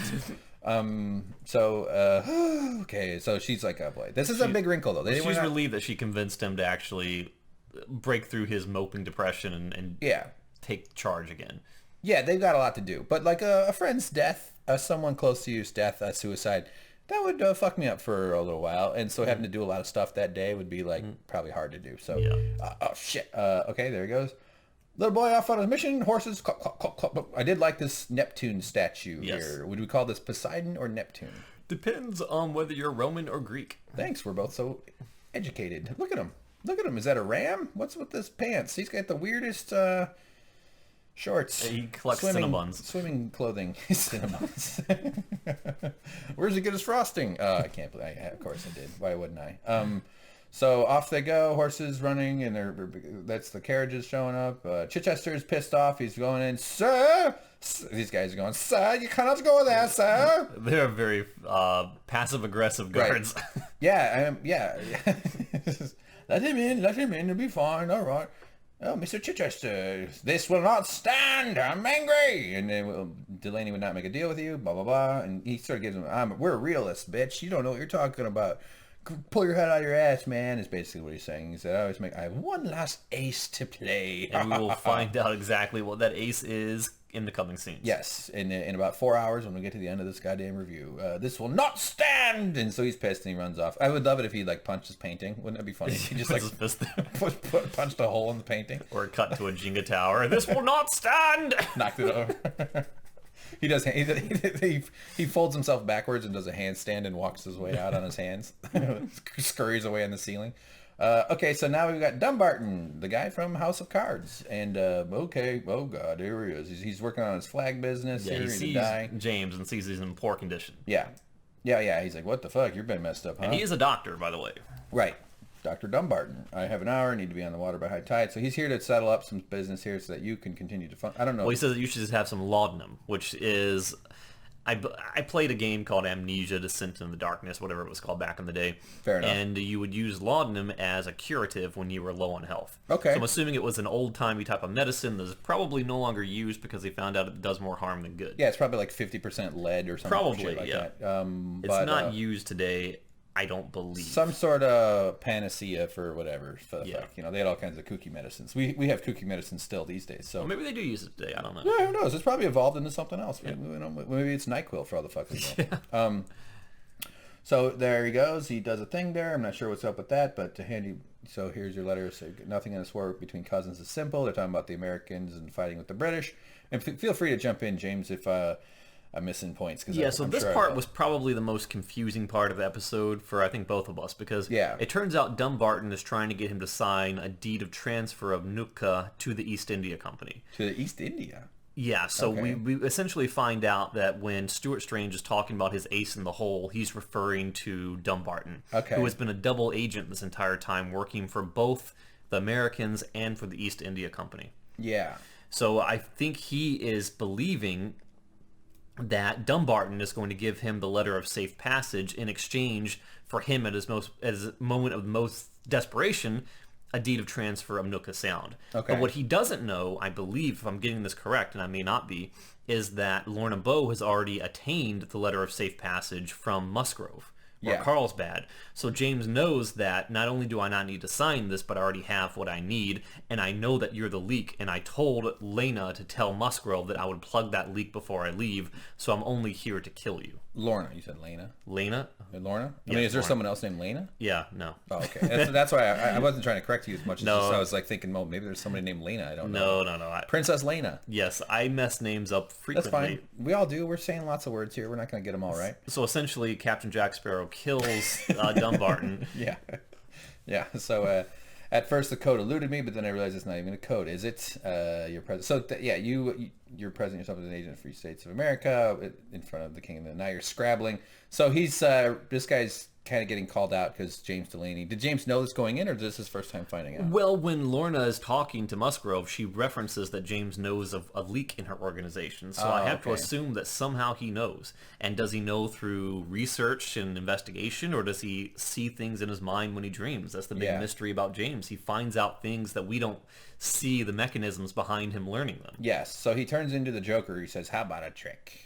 How about I make this pencil disappear?" And so he takes this guy. So he's holding a pencil there, James. Yes. And he grabs him, and he grabs my head, and he smashes his face down, stabbing the pencil through his eye. Do you think that's what happened? I don't think that's what happened. I don't think it happened. But it's one of the best scenes in all movies when the Joker shows up at that gangster meeting. Yeah, I love that. and then Fucking he goes, love it. "Oh, it's gone. It's gone." I love it. Look, this guy's, I'm crazy. Heath Ledger, god damn it, what a fuck, that guy was so good. That Joker. All right, sorry everybody, I could talk about that forever. No, he doesn't, but he does smash his head down, knocking him out or something, hurting him pretty bad there, and he looks over. Okay, he's down. All right. So then he's been beat up. He can still kill a guy though. Nothing's stopping him. James is a person who is all about. He doesn't kill someone or resort to violence unless he needs to send a message. Yes. So, but he also, the hit didn't kill him. Now he dumps a bunch of shit in his face. That's probably what kills him, I'm sure. Well, I don't know. I was wondering if he was giving him laudanum so he would be alive for the continued torture. I don't know though. No, I got the sense that it's more practical if we're giving him the practicality star, that you would kill him so he doesn't risk being surviving or fighting back. Well, yeah. I don't think he would do it to torture him. He also doesn't have that much time, which is also weird why he took this when I was way here. I thought this was kind of cool, though, these big bubbling cauldrons of dye. Yeah. I wonder if this is really how it was. I mean, it appears pretty dramatized that they would have this much fluid going around. You think there'd be like dead squirrels and stuff just all in it. Little like an above ground pool. Eyeballs bobbing up from it like an Indiana Jones. Yeah, no kidding. There's just all kinds of old containers. So he goes and he picks something, he kind of looks around, grabs the thing. This is a heavy container for a guy who just got tortured and his got a fucked up leg. He's WWE James Delaney. That's true. He is pretty tough. So yeah, he fills them. This is when I fell asleep. So this is right around when I redid it this morning. So yeah, he takes him and he dunks his head in there in the blue. Right into the blue Kool-Aid. This is like an OxyClean commercial. Yeah, he comes out as just a skull. Look, for fully 14 payments of $14.99. Yeah, he soaks his head in there for a second and gets some of the blue. He puts his glove in the water too, by the way, right there. Mm-hmm. You think he'd be a little more careful? That's evidence. And looks around. He got a thing. Goes checks on the light. It starts to have sort of a little bit of a vision. They get in some blurry camera. The music is swelling. And, Zilpha's on his mind, of course. It'd be weird if she wasn't. Is this her finally singing to him? Confirmation that she is actually dead in his mind? Yeah, maybe. Maybe that's what it is. You know, nothing helps a fella deal with a girlfriend's suicide than murdering a guy. So there's a thing there. It would be great if it was just like her down there, she's just singing Poker Face. Poker Face. And she's playing poker with some dogs. So yeah, there's... What? Okay, well, that's fine. That's just because of the screenshots had to be... Unacceptable. Shut up. Shut up, James. Did I leave the mouse in the middle? Okay, good. So we backed up a little bit. This is where the screenshots... This is where I had to restart. Back to the shadows here. What the fuck? Okay. All right. And is he seeing his father there? No, that's Zilpha's face. No, go back one. Here? Back one. Back. That's him. Well, maybe it was forward, but it was the guy on a staircase. Oh, yeah, no, that's him. That's him leaving the room before the camera pulls back. Okay. Yeah, so we've got a little... But so then the point of him having these visions and the camera was two things. To show that he's having these visions. Like you said, maybe the singing is finally happening. Yeah, so getting his closure. Yeah, or starting his grief maybe, or at least putting it away for later. But the other point is that it passes a little time for the blue dye to do its work, because as he leaves, we come back to a regular stable camera shot, and we see a pan up from the guy at his feet. There's a red fluid dripping into the red vat, and he strung him up above a thing with a completely blue dye. He's now joined the Blue Man Group in heaven. Yeah, it's kind of weird though, because he did blue, white, and red instead of red, white, and blue. Blue, yeah. Depending on which way you read it from. Because I know for British people read from up to down. Yeah, they do read from up to down because they're from down to up. Yes, that's down to up. Yeah, that's right. I'm just agreeing for fun. But the red is his gutted belly. Yes, the white is the deed of transfer that he did not sign. And his blue is his blue head. Because he blew himself. Whoa, nice joke. That's nice from Arrested Development. Did you don't watch Arrested Development? Of course. Okay. I know about Never Nudes. I know about David Cross. It's a stolen joke. But he blew himself, James. Yes. Come on. You can't expect me to not compliment you on such a fine twist of the Lord's language. Yep. He put his mouth on his own. That's not what I was implying. Destiny. So, commercial. And now, Indistinct Chatter. He's leaving the hospital there. Bell's tolling in the distance. Lots of stuff going on. The guy comes out. He's like, "Go, be careful. 2 hands." So as they're walking away, though, this line he says, "Do you think did he finally get somebody that knows how to drive that thing?"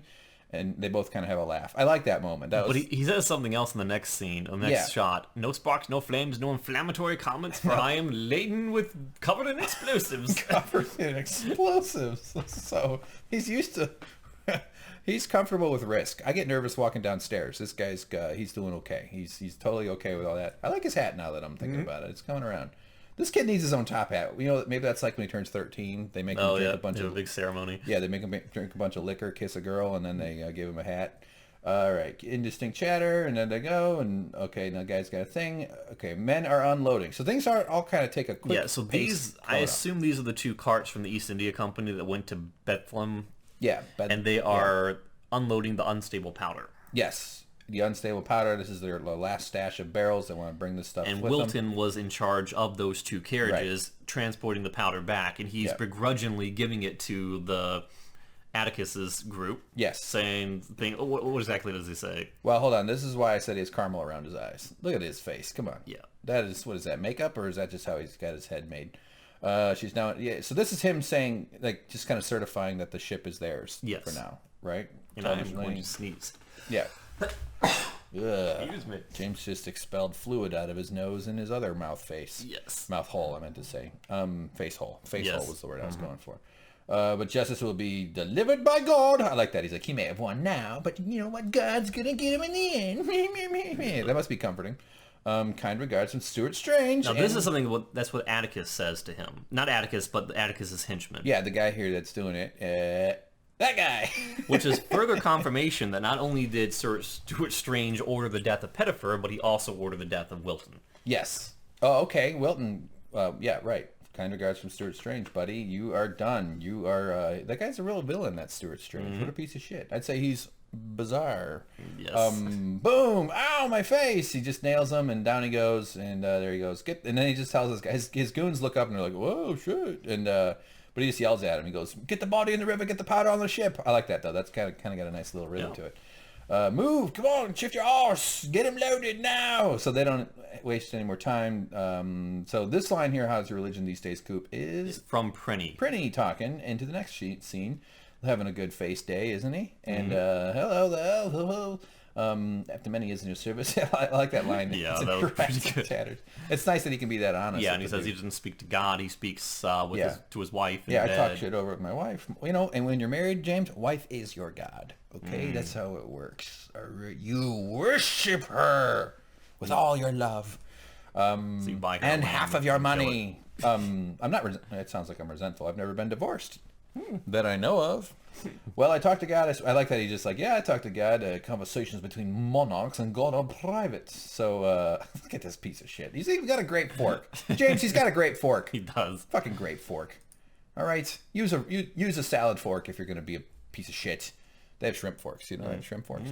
You ever have those little walnut spears? Those are fun for digging the flesh out of walnuts. They call it flesh in the nut consumption business.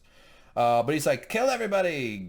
He's like, everyone must hang. Must hang. He says, the guys, Irish, French, dogs, cats, rabbits. Why not? Why not rabbits? And this is kind of what I was getting into earlier, where he's tired of having the wool pulled over his eyes. He's tired of losing in these scheming plans to Delaney. Yeah. Just kill him. You can say it.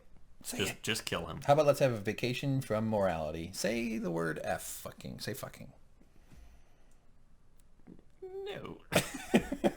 Okay, fine. I'll never convince you. I'll never. Yeah. See, he wants you to say it. If he dies and the Nutka goes, I like this guy. He's like, yeah, but the will, man, is personal. He goes like, fuck Nutka, fuck wills, fuck. This is what I thought they should do from the very beginning. Yeah. Why not just like, I mean, like there's, and that's why, I mean, this is good. Like not this part is good. I'm the head of fucking state, and by the command of His Majesty, just kill him. Okay, so, but what like the honoring contracts is necessary for civilization to function. Like you have to, you cannot step outside those boundaries, and that's when governments power gets too concentrated, or maybe a narcissistic maniac takes over. Then they think that none of that matters anymore, and then there's no trust in the system, and institutions degrade. I'm not saying things are perfect in some ways, but anyway, so this is not good. No, but this is pretty normal. He's tired of losing. He's tired of losing, but like throughout history, I'm sure there's been many a tyrant or just a guy in charge who got to scream, just fucking kill him! I don't care about the treaty or the will. Jong-un I don't give a shit. He's an extreme brother. example. Yeah. But throughout history, though, it was ruled by fiat. It was ruled by the dictator's moods. The fiat? Yeah, fiat. Yeah. Oh. Those are like driving an iPad. Yeah. So, clock, clock, clock, clock. Oh, horse poo. Oh, yeah, horse poo. We haven't seen horse poo in quite some time. It's been a little while. It's surprisingly easy to pick up. Mm-hmm. So it can be surmised that James actually anticipated that Prinny and the Crown would order his death. Yeah, he knew that they would come after So him, he was probably, preparing for this. once it all went down. So yeah, they've got a bunch of fish and bowls and some oysters and some lobsters maybe. I'm not sure. I can't tell. It's hard to see. Off they go. Pat's horse. What if there's an apostrophe there? It's just like, oh, this is Pat's horse. The horse is speaking. Where are you keeping everyone? Where are you keeping everyone? So she's so right over there. So she goes, okay, all right. She goes, right, and so off she goes. Neptune is just standing guard with his trident. It would have been awesome if during the later battle that one of them grabbed the trident and started stabbing dudes. Oh, I thought you meant if Neptune came alive after James Delaney started speaking Ashanti and just threw it through someone. It's the Mr. Norrell. That's a fun show on Amazon about magicians in England. So guy with the face tattoos, Chakotay, comes walking up. You good? Okay, so they're getting ready. We got plans going on. That's Godfrey hanging out. Still not fooling anyone. Nobody's tricked, but he's among safe company here. That's Helga and Lorna Bow, and they're all doing their thing. This is some local peasant chopping up cats. They're chickens. Oh, chickens. Okay, all right. Cats. So they're like this line here. This is a long shot. Look how crazy he looks too. Did he add peacocks to his thing? It looks like he has added. Yes. Maybe it was just the angle we didn't see it before, but his hat is getting more extravagant. He's trying to attract the ladies. That's why when I go out to look up women, I wear my Jordans. But the thing is, he knows he's leaving London forever. So he's taking his most favorite things. So he's going to have his most fancy stuff with him. Yeah, his nice hat, his cool jacket, and all of his gunpowder and explosives. But he's making this thing, and what's his face? Atticus doesn't trust him, though. Atticus is like, oh, that guy fucking terrifies me. Yeah, and that's Atticus's main place, yeah. the Dolphin. The Dolphin. Okay, cool. But this is one of his goons, one of the tougher goons too. He says something about how he wants to kill him with his cock or some shit, or I don't know. They make some comment about that. It's just boy talk, locker room talk, as we like to say. Is the powder on the guy? 55 decks. He goes, okay. Well, as soon as put him on the ship before the ebb, and then go explain the. Brace says he's going to go and explain the plans. He goes, no, Brace, you're not coming. Even Brace is here, though, ready to throw down. I thought that was kind of nice of him. This is not a typical day in the life of a butler. Yeah, and he says something like... a gang fight with the government. What does he say to Brace? Is like, you were a relic from my father's era. Right here. Yeah, my father's man and my father's world. Yes, we're headed to my mother's now, which is kind of an interesting foreshadowing. Not even a foreshadowing. It's a direct saying of where they're going. James, tell me this. So he tells him you're not coming. This is a mercy. Because he doesn't believe that he'll survive the trip. Yes. Tell me why. What is it? You're not born for freedom. You wouldn't know what to do with it. It would torture you. So, all right. Brace kind of takes it. I don't think he makes him the head of the Delaney household, though. But makes me wonder, though, because Delaney escaping, right? what was the whole thing about corruption charges? That if you were associated with James Delaney, you are in accordance corrupted yourself. Yeah. So wouldn't they just come and murder Brace because he's the only remaining legacy of Delaney in London?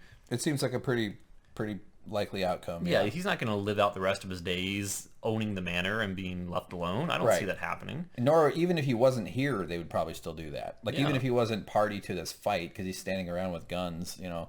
Yeah, you're right. That's a good point. They're going to fuck him up. Brace is done for. Brace for impact, right? Yes. The soldiers are here. Atticus, Bill. I like how he says Bill. There's something funny about the name Bill. Atticus, Bill. Hey, Larry. So, right, Robert, get down there. Hurry up. Get him that cargo in. So, okay, gunfight time. It's all going to go down real quick. So, they're hurrying up to get the barrels on the thing. This guy's rigging up a Chumley, thank you. A gun. A flintlock. Flintlock, thank you. To a, what's this called here? A string. Now I would have ran the string and then tied it to the trigger. I think that's the last thing you do. You don't drag the string after tying it to a trigger, because he's pulling it with this thing. Like, you ever do this with like a rope, like a bunch of twine? It can get caught. It's not going to be a smooth release. May accidentally, put too much tension and pull the trigger. That's what I'm saying. Yeah. You do the trigger last. You lay out the string and then you tie the trigger. You don't tie the trigger first. Come on. Rule number 1 of setting up a trap with a gun. What the fuck do I know? Maybe they're really hard to pull. Yep. They are like those old-timey guns. So they're getting ready. They got this is a lady, I think, right? The strange thing to me, though, is that in watching this fight erupt, it seems like the Crown people charged with swords. They don't use their guns originally. We have screenshots precisely for that. I'm pretty sure. So they're coming in this tunnel here. This is the tunnel that has the Poseidon Neptune statues on the side of it. He's right over here on that outside of it. Yeah. So they're all kind of ready to go, geared up. When you attack a place, you go through a small choke point. It's just good strategy. And then it's silent, though. The guy walks out. They're all hunkered down. And you dress in bright red, such that you may be seen easily. How can they not? Like, what a holdover from a long era. That's something. Like, human societies slowly shed stupid things. Slowly we get better. But it was like in the British mentality, war was a gentleman's game. Yeah. It was, battles were scheduled. Right. They were, Right.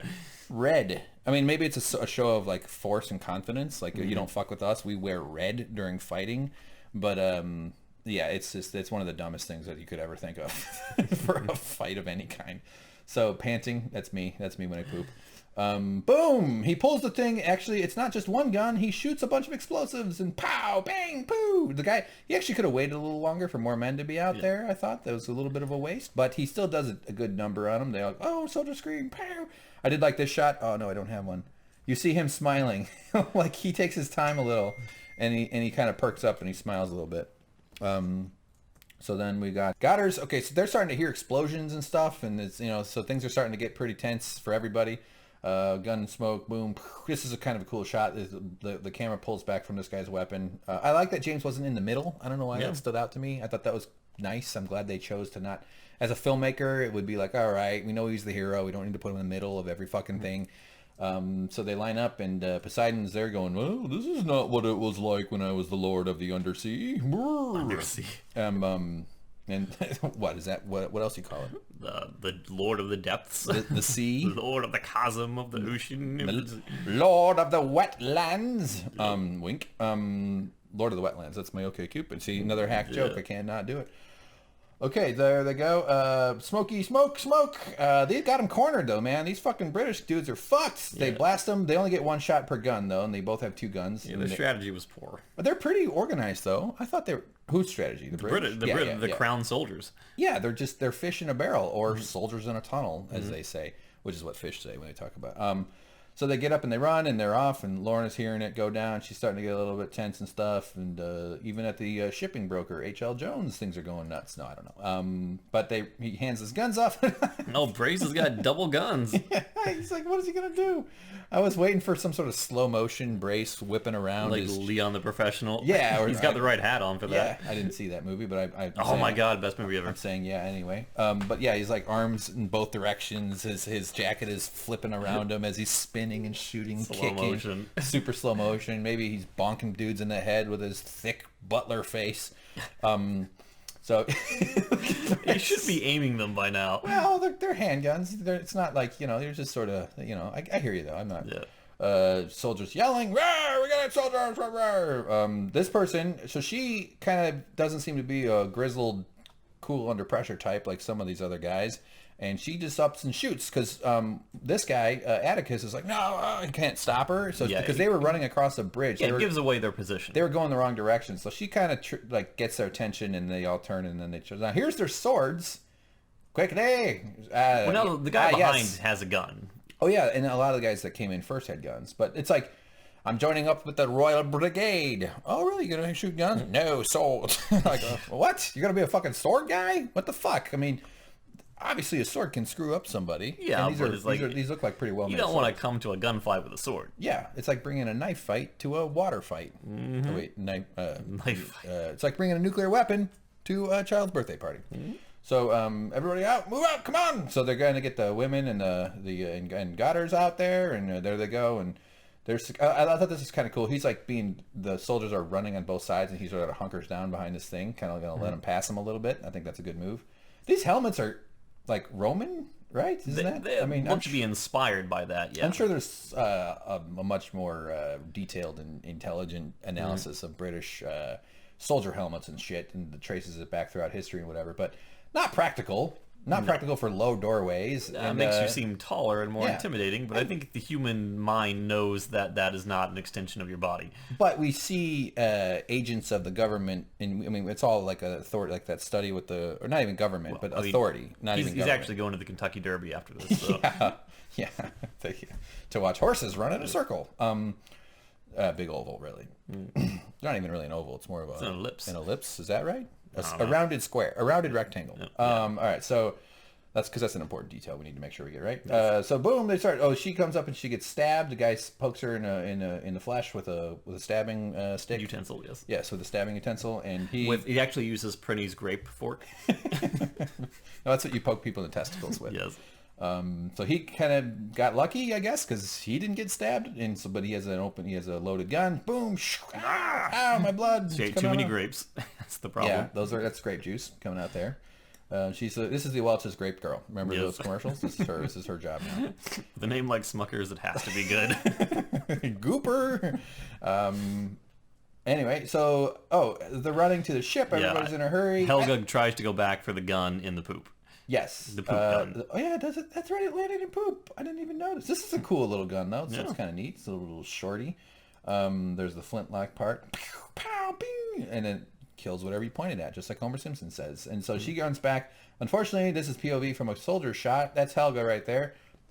Take that, Helga, he says, and he shoots her. She gets killed. Is she killed? Yeah, Helga's dead. Yeah, Helga's gone because she doesn't. Okay, yeah, that's right. Helga, get in, go. No. And now Pearl is like, no, I'm the top prostitute. It's me, the new Helga. Pearl goes and grabs her nose ring out of her nose and puts it in her own nose.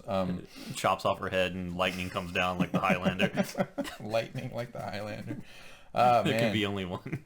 That's hilarious. So, and then this is Lorna Bowe. She's shooting at the guy. She's got good aim. She's got really good aim. Have you ever fired a pistol? No. I fired my dad's 9mm Glock. Fucking thing is hard to shoot. Either I'm dumb.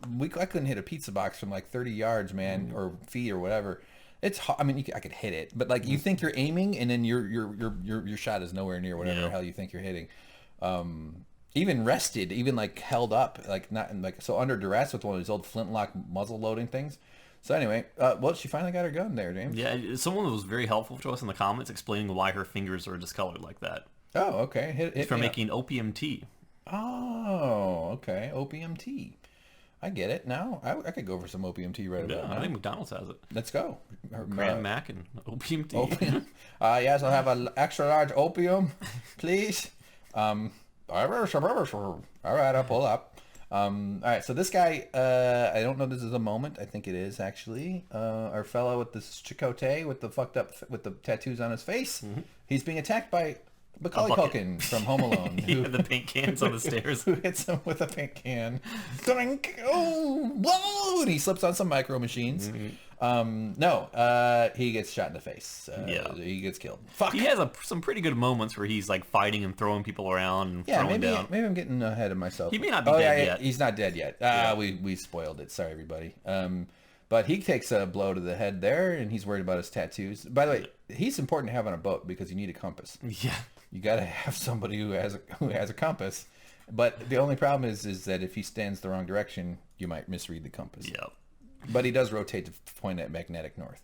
So, he gets a guy, he pushes him down. Like, it's like, no, move his arm, then push his face in the mud. That's James's bed. Why would he put him in? It's all James's urine and dirt.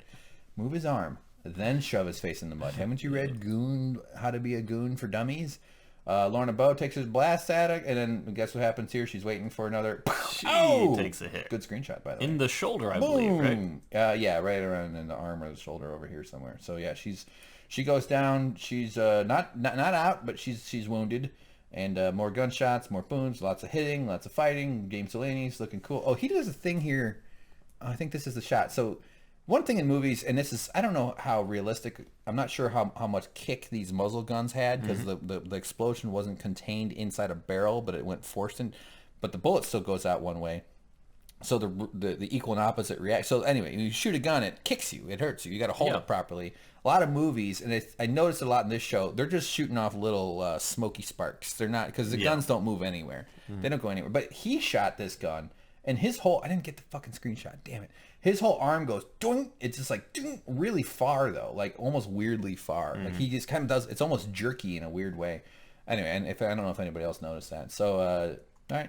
I can tell when James gets bored with me because he just agrees with it. Well, no, I mean, you've seen this 3 times. Yeah, I don't recall it, so I can't say anything no, one way or the other. I'm not calling you out for being bored. I'm saying I'm not bored. I'm not bored. I think you're right. I'm not.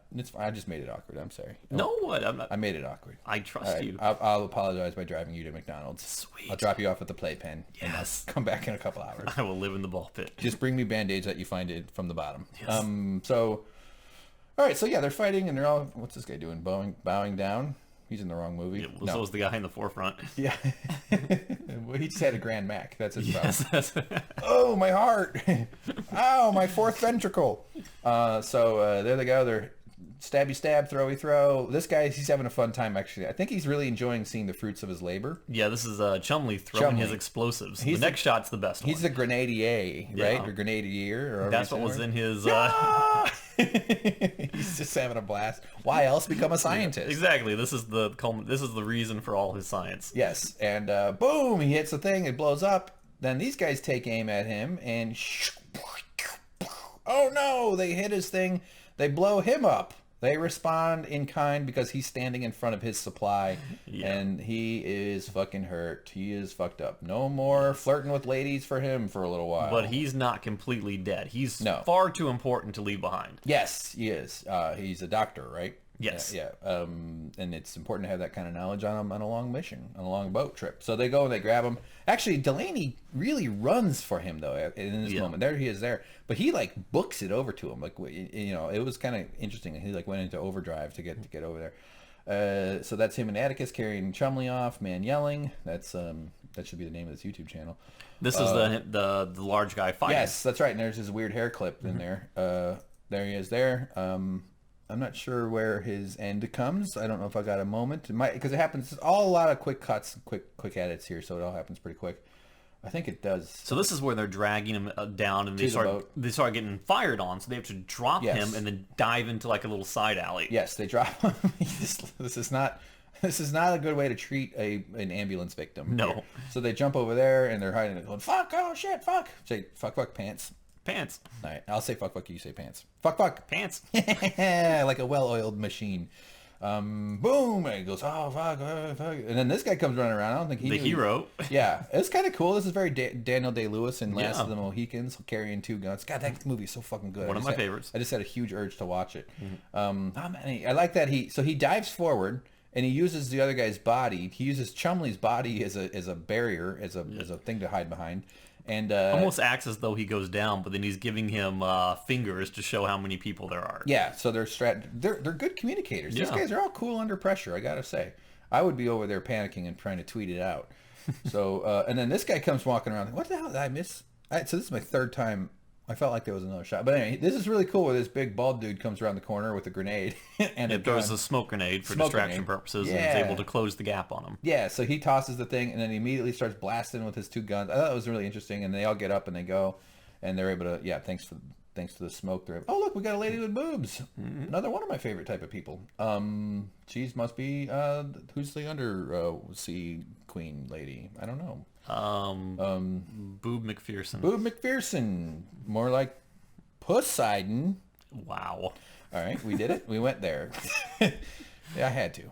I had to. I had to do it. This will be on the internet. It's in your contract. My grandchildren are going to hear this. I don't have kids, but I'm going to have grandchildren. I'm planning on adopting when I'm 65. All I want is a Grand Mac. Yeah, a grandchildren Mac. Bernie Mac. Okay, all right, keep going.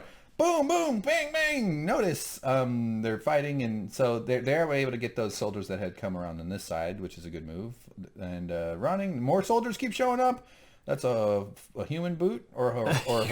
Well, no, it's a horse boot. It's a horse boot? It's a human boot. Well, it's hard to tell. It could be a horse. I don't know. You're right. Yeah, it is human. It's just a little blurry. As though they make boots for anyone but humans. Well, horses wear shoes.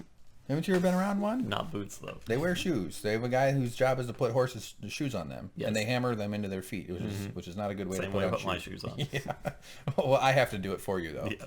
I bend over backwards, and I pet James on the neck. Yeah, to get me to lift my foot. Yeah, and I say, here, attaboy. Oh, good boy. Oh, good boy. Oh, I'm here. Don't you worry. I tap you between the eyes a little bit. And you shove a Grand Mac into my feeding bag. Yep. Well, I hold it out slowly, and then you with your prehensile lips and your long tongue, you slurp it up out of my hand, and then I bend over and I hammer metal U's into the bottom of your feet. And then when James runs away from me, I hear clop, clop, clop, clop, clop, clop, clop, because you're heading towards McDonald's. Very accurate.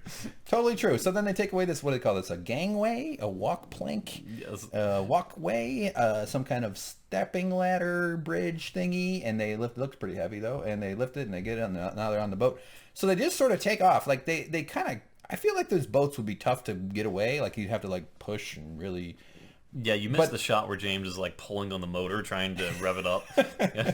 The choke is out still. Oh, it's flooded with gas. Hit the bilge pump.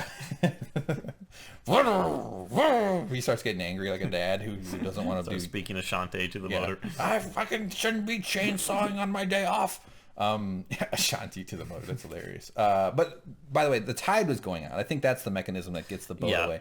They needed this boat. They needed this high tide moment. So the one bearded dude came by, Daniel Day-Lewis came by, and was like, "Hey, the tide's about to turn. We better hurry up." So these tides are pretty neat. They're really cool. I like that we know how to manipulate them and use them for our boats. Well, we don't really manipulate them. The moon does that. Make use of our understanding of them to manipulate how we respond based on these eternal forces. We react to the tides. Yeah, the gravity and the moon are in an eternal dance. They're in love. Did you know that? The moon and the whatever else. No, the moon and the sun are in love. The earth is just the mother. Or it's all very complicated. Who knows? Anyway, enough about religion. So shoot. I would have been shooting below the waterline, you fucking idiots. Come on, man. Although those are very thick holes. Yeah, that's true. They probably have they're not shooting the space station. No. So, all right. Bloody faces. They got on board. They had a few injuries. Not everyone made it on board. Not Helga everybody. is down. Lorna is shot in the shoulder. Chumley is burnt to a crisp. Chakotay is killed. Yes. And who else? Did Robert get on the... Yeah, Robert's on the boat. Braces, I'm assuming back at home. And this place here, right here, so this old... Like, there's a brewery, and this one here is a cat food factory. Meow. Meow Company. It's run by cats. Yeah. Little tiny cats are in there stirring big pots of cat food. Meow. And if they stop stirring, it explodes. But they all land on their feet. Yes. So... and have 9 lives. Well, of course. Cats are so funny. You want to get a cat? Sure. All right, let's do it. There's plenty to steal. So off the ship they go. Now we're back to a military report from a full military report. We're not going to read it all. I'm just seeing. So essentially, this is Coop getting knowledge of what went down on the shore because Coop and Prinny issued a command to kill James. So he's expecting to get a military report saying, yes, James Delaney is dead. The ship did not leave. Everything went according to plans. But yes. Not to be the case. I just want to point out this cool painting. Look at this. Bunch of tigers having a fun time. Yeah. They're having a little tiger orgy. Speaking of Mew, huh, James? Oh man, those cats are... I'm so glad house cats are like we can beat them up. Yep. How do you think this thing went with like Prinny? He was like, "So Croup, do you want a swan for your desk? Yeah. You shall have 2. Yeah. 2 swans. Fuck it. And a turtle." There's also a rhinoceros on this desk. How is any of this stuff around him functional for work purposes? It's not. It's all about Okay, let me explain life to you and then to everybody else. Everything, every single gaudy or not gaudy, every single expression of wealth or power or resource acquisition is all about status. Everything comes down to status proofing in order to demonstrate fitness for reproductive health and access to resources in the hopes of gaining a partner. Generally, that's where the evolutionary motivation comes from. You know what drives me? So like the first of one of our monkey ancestors, like 500,000 years ago, one who put like a weird leaf on his head and was like, "I am the king now," and then like everyone was like, "Whoa, he's got a king! Look at that guy! He's got a fucking..." So like, that's all it comes down to.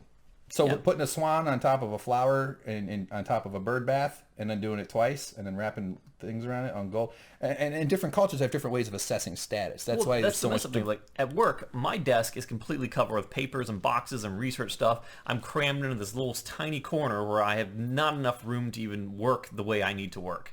And then I go upstairs to like one of the attorney's offices who have the corner office looking over like Rodeo Drive and everything.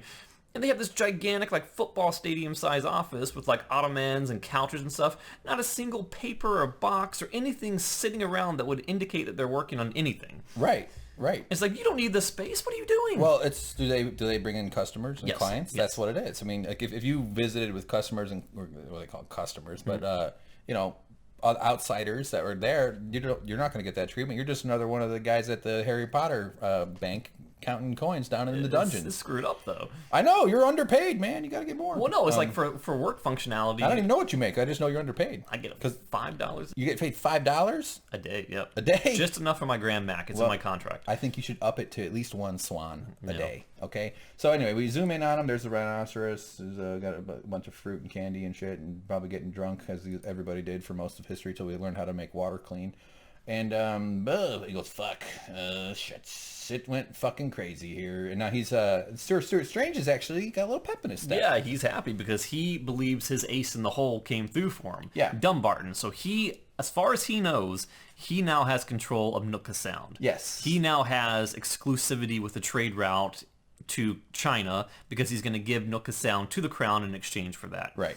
He knows that any witness to his crime, Pettifer and Wilton, are dead. He doesn't have to worry about that. Yeah. Everything is coming up Millhouse. Things are coming up Millhouse for old Sir Stuart Strange from Game of Thrones. And there he goes. He's even got a nice new letter for him. Look at this cool letter opener. It looks like it's a ivory. Probably something. is. And most likely it's got a magnifying glass. It's got a little plate of shriveled deviled eggs. That looks fun. That looks like the Taj Mahal, right? It could be, yeah. Well, Britain minarets, I believe they call them on the outside. Britain ran India forever, and that was one of their prime properties. And there's the elephant, and they do know it is called the East India Company. The East India Company, that's right. So they're obviously a lot of spices, because it's pretty much the movie Dune. In his desk drawer, it's filled with chicken tikka masala. not even layered, just like right on the wood. So just sort of just gross. Not even like a lining. Okay, so still no word from Wilton or Pettifer, sir. He's like, oh. Before I know that, he knows they're dead. But he goes, tea. I will have. He goes, I'm gonna knock off early tonight. He goes, you knock off early today, as will I think. He's just feeling good, and he's like, so there's a nice little. Oh, what's this? So some errand boy delivered it, sir, from a Dr. Dumbarton. So what is it there? London from Dr. Dumbarton. By hand. Yep. Yeah, that sounds like most of my mornings. All right. And then he goes, okay, all right. All the tea. He goes, tea, sir. Yes, all the tea in China on a strip of land at the arse of a pig. Now, what do you think the pig is? Is that America? Is that North America? Well, that's referring to Nooka Sound, yeah. Well, the strip of land is Nooka Sound. What's the arse of a pig part? The geographical location to, it's not a... Had it not been for its location in terms of Vancouver Island, as they call it, which I'm not a geography guy, I don't really know.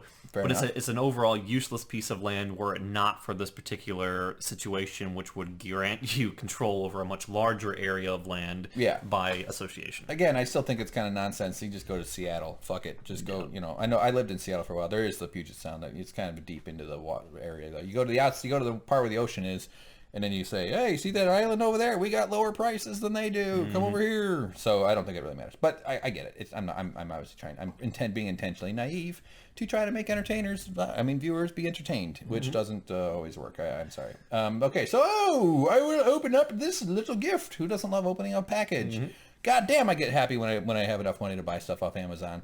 So these days, all I can do is open up stuff James buys and then rewrap it before he gets home. Oh fuck, I shouldn't have said that. So he pulls on the string, and what happens, James? You want to take us away? Boom. It's a bombing. It's wildfire put there by Circe to take out the High Sparrow. The High Sparrow gets fucking wasted again for the second time in 2 shows. This guy's been blown up in a bombing. So do you think that they packed it full even the other side of the room starts catching on fire? But do you think it's like chlorate in there with the gunpowder, the unstable, so when he opens it as they expect him to with a great flourish that it will ignite? It's hard to know. I mean, we're not in a position to speculate on how the bombs work, but it probably is some sort of combination of chemicals that's being separated by whatever string he pulls. Because I can't imagine that there's any spark to it, so it would have to be something that's combustible without the introduction of some sort of a combusting agent. Yeah. So this is a triggering. Yeah. So maybe inside it releases some sort of flap or some sort of thing that is separating it. I don't know. I'm just making shit up. I don't know if I can know. My brother's a scientist, so why don't we ask him? He wouldn't know either. He's not a bomb scientist.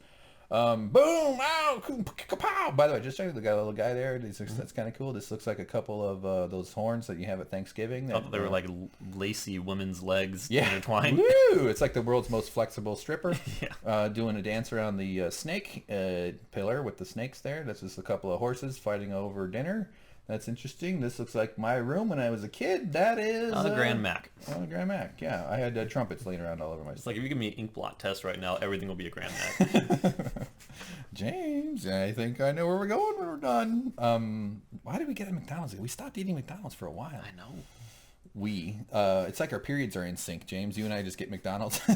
So Chichester, this is back at the manor here. So he apparently got another telegraph or another letter saying that actually we are going to help you. Do you think it was a different one, or maybe it was written in the same one as "Come to my house"? It was written on the back, and it said, "Do not read the back." It was written in puff pastry. Yes, puff ink. Puff pastry. And he goes, "Oh, hello, I love you. Come to my house after my dad is asleep." He goes in. Brace is just sitting there being Brace, having a kind of processing what's going on in his life. He received a new note, and it's from Delaney, and he said that his account of the sinking of the Cornwallis and Godfrey's account would be in his room. So can you please kindly tell me where his room is, so I may go look for it? Yeah, so we find in his room. He goes, which is his room?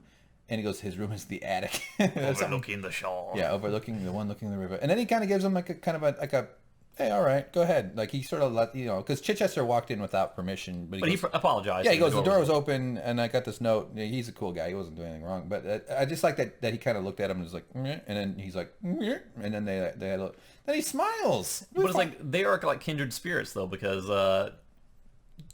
Brace is a servant. He's not a free man, and Chichester at one time in his life was a slave, so they're looked at by society as lesser people, right? Because of the status they hold, right? For sure. And so there's an understanding between them, and he gives them respect that Pettifer and Wilton didn't. Yeah, that kind of thing. And then he looks down, and this was a nice little moment. So then he goes up the stairs, get the crazy, and he looks down. What's down there, James? A dog spawns. Oh, hold on, that's coming up. What the fuck? Did I miss that? That was my favorite moment. It's like a greyhound. Is it the dog that James finds in the beginning of the show at the foreshore? So. Yeah. Kind of a scraggly looking. Shit, I was pressing the button. Maybe because the third time I did this, But there's a tender moment between Brace and the dog. He gets a dog. There's a dog down there. He's not alone anymore. He starts petting the dog, and the dog kind of wakes up, as dogs do, and they're the same. I think. And then he starts tearing up a little bit and shoves arsenic in his mouth and says, "It's a kindness." He just kills the dog. Yeah. That's how he shakes hands. He tries to kill you with arsenic. I'm doing you a mercy. Yeah. But the dog kisses his face, and I like that dogs do not judge people on their faces. They just want to lick whatever flavor is reminiscent from lunch on your lips. So he goes up here. This is his crazy workman shop, and he goes to his writing desk. Look, he's got a telescope for checking out babes at the beach. Babes at the beach, James. Babes at the beach. Shore. Well, bodies, corpses. Yes. And he's got 2 different letters here. One is from James Keziah. There he is. Keziah! Delaney. Incredibly eloquent handwriting. I know, I can't get over it. It's too good.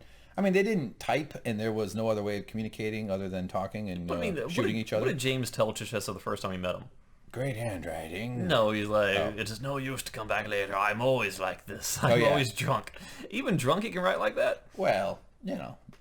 I think he was exaggerating a little bit about that all, but yeah, and it's even centered in font. It's like all I couldn't do that with Microsoft Word. It would have taken me like 8 tries to center everything the way I wanted, because I'd get down to here and I'd fuck it up. And then you get like a big blotch of sriracha sauce at the bottom. That goes without saying. That's that, and that would come from me kissing it. Yeah, you would be sealing your letters with sriracha wax. I go through sriracha like it's toothpaste. I brush my teeth with it. Boom, and then there's a shot of the other one. Oh yeah, there it is. So he's exhaling with joy. He's almost. Like justice, finally, relief. Yes, too, for sure. And and this is Godfrey's testimony, so that's cool. It's written down and stuff. I like that it has some. I didn't realize Godfrey was an attorney.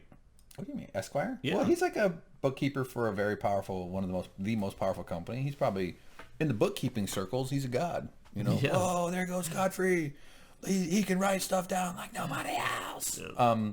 So this is where he says justice, and I don't have a screenshot of the word justice, but just imagine it says justice at the bottom, which is good. I like a good outcome for this guy, because he's been out looking for justice, and he finally found it. So back to the ship. Hi ho, hey hey ho ho. I think that's what sailors say. I don't really sure. Hi ho, it's off to sea we go. Is that how they talk? No, that's the Seven Dwarves. Oh yeah, they're not sailors. What are sailors? They say, we are men. They sing sea shanties. Yeah, sea shanties. Yes, they fuck manatees. So men shouting distance. This is Dr. Keziah going down there, checking shit out. He is what he wants to be. Yeah. She's down and out. I think maybe the gunshot's there, right? That would Hopefully it's not under her arm. That'd be a little bit more serious. One time I put on deodorant and I felt a bunch of pain, and I had like a weird pimple in my armpit. Nice. And she looks up and he puts his hand on her and they have a little thing. And now I think we might have a little disagreement here. I hope so, actually. It'll be interesting. So we hear Colomondabula say, Maria. And we come over and, oh boy, he's fucked up. This is hard to come back from with the best health care. And he's on a boat with a bunch of savages. My interpretation of this is that he's nearing death. Well, let's show it first before interpreting. So muttering, we hear him, and he says, Maria. And this is Goddard's going, yes, pretending, answering him. Yes. Right? Like directly. Because I don't think Chumley can see very well. He just sees what appears to be a woman. Or anything, he just senses the presence of someone touching his back. I mean, he's completely out of it. He's in the end stages of life. I don't think anybody thinks this guy's going to survive. This is the origin story of Freddy Krueger. Yeah, and pizza. And he says, "I'm sorry for what I did to you." He's muttering it. And he goes, "I'm so sorry." And this was so sweet. This would almost make me tear up. Because he's taken advantage of a lot of women in his life. Taking advantage? What does that mean? He's been like a womanizer. Well, maybe broken a couple hearts here and there, but like banging somebody after a magic show doesn't mean you're taking advantage of them. It means that both people are getting what they want. That's not always taking advantage. You know, he could have some Cosby drugs. You don't know. True, he is a chemist, but I'm not. But we don't have. Wow, this really took a weird turn.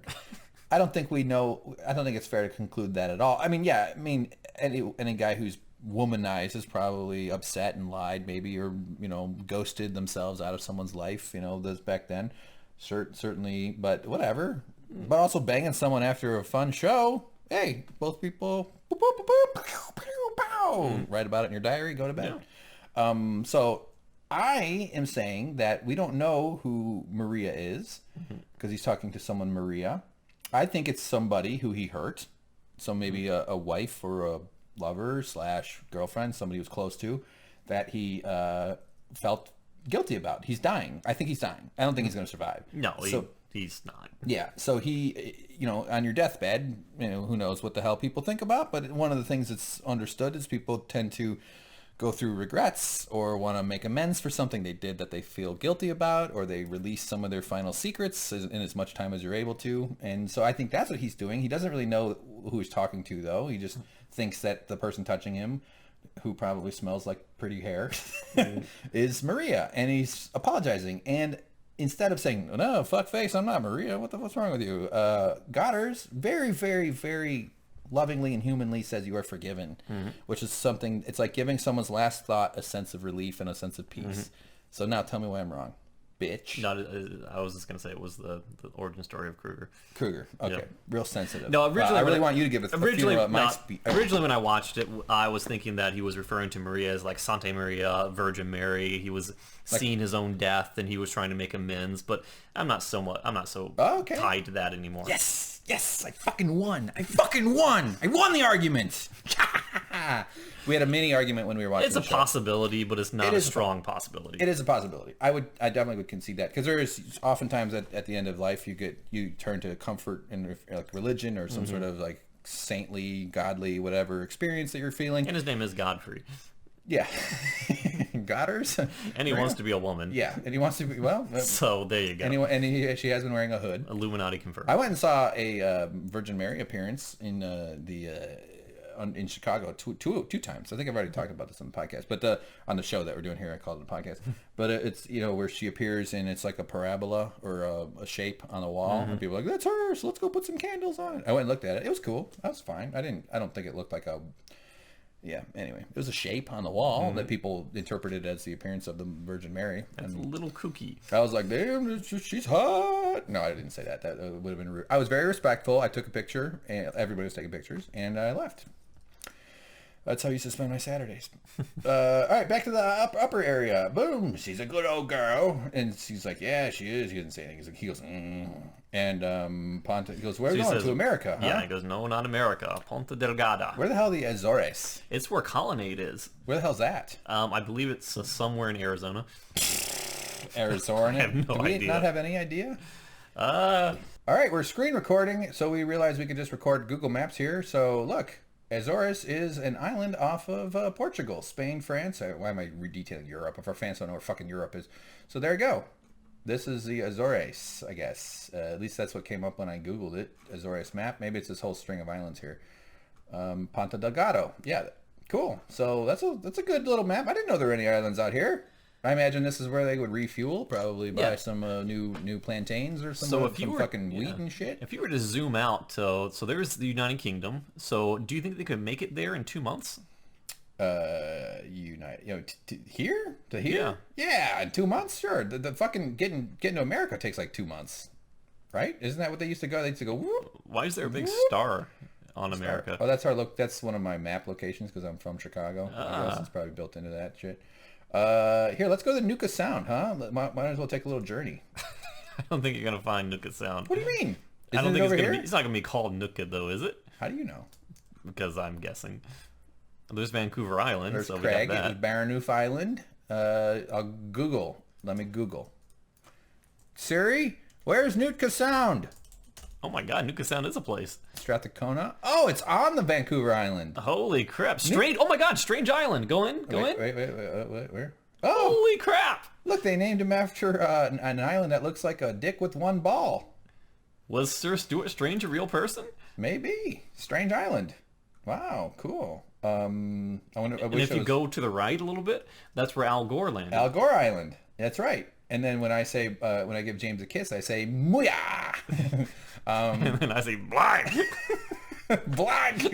Whoa. Okay, so here's the Nootka. Look, he bought this land. This is some good land. Wow.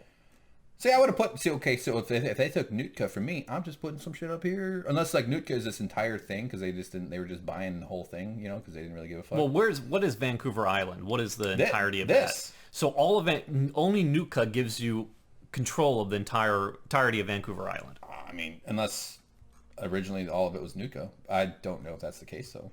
Nootka Island. It is its own thing, huh? Wow. We should have done this much earlier.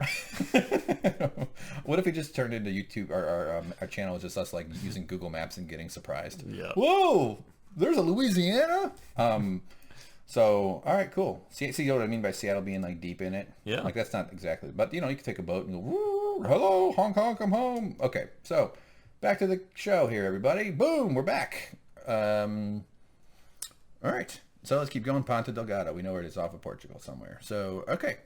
I need to see a man named called Colonnade because he has my colon blow from Saturday Night Live. Yeah, because he says something like, I thought we were going to give the powder to the Americans. Yeah. We are Americans. I should have gotten that line. Yeah, so this is a good line. He goes, we are Americans. And then he looks at him, and Atticus is like, oh, yeah, well, cool, good idea. Yeah, so then the dramatic moment here, speaking of treason. Yeah, he does the very thing that he busted Sir Strange for. Other than he blew him up. Yeah. But yeah, and it's all twisted up here, so I imagine that's not proper rigging. But you know what? They had to do a shot here. So yeah, now the American flag goes up, and they this is the shot. Did you notice though all this? Like, see this wispy stuff? Yes. I'm assuming that's from the helicopter rotor wash. Honestly, I think that's what it is because it's a low shot.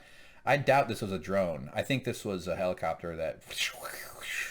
Helicopters are going to look so antiquated. No, I think it's from Chumley's body still on smoking and on fire.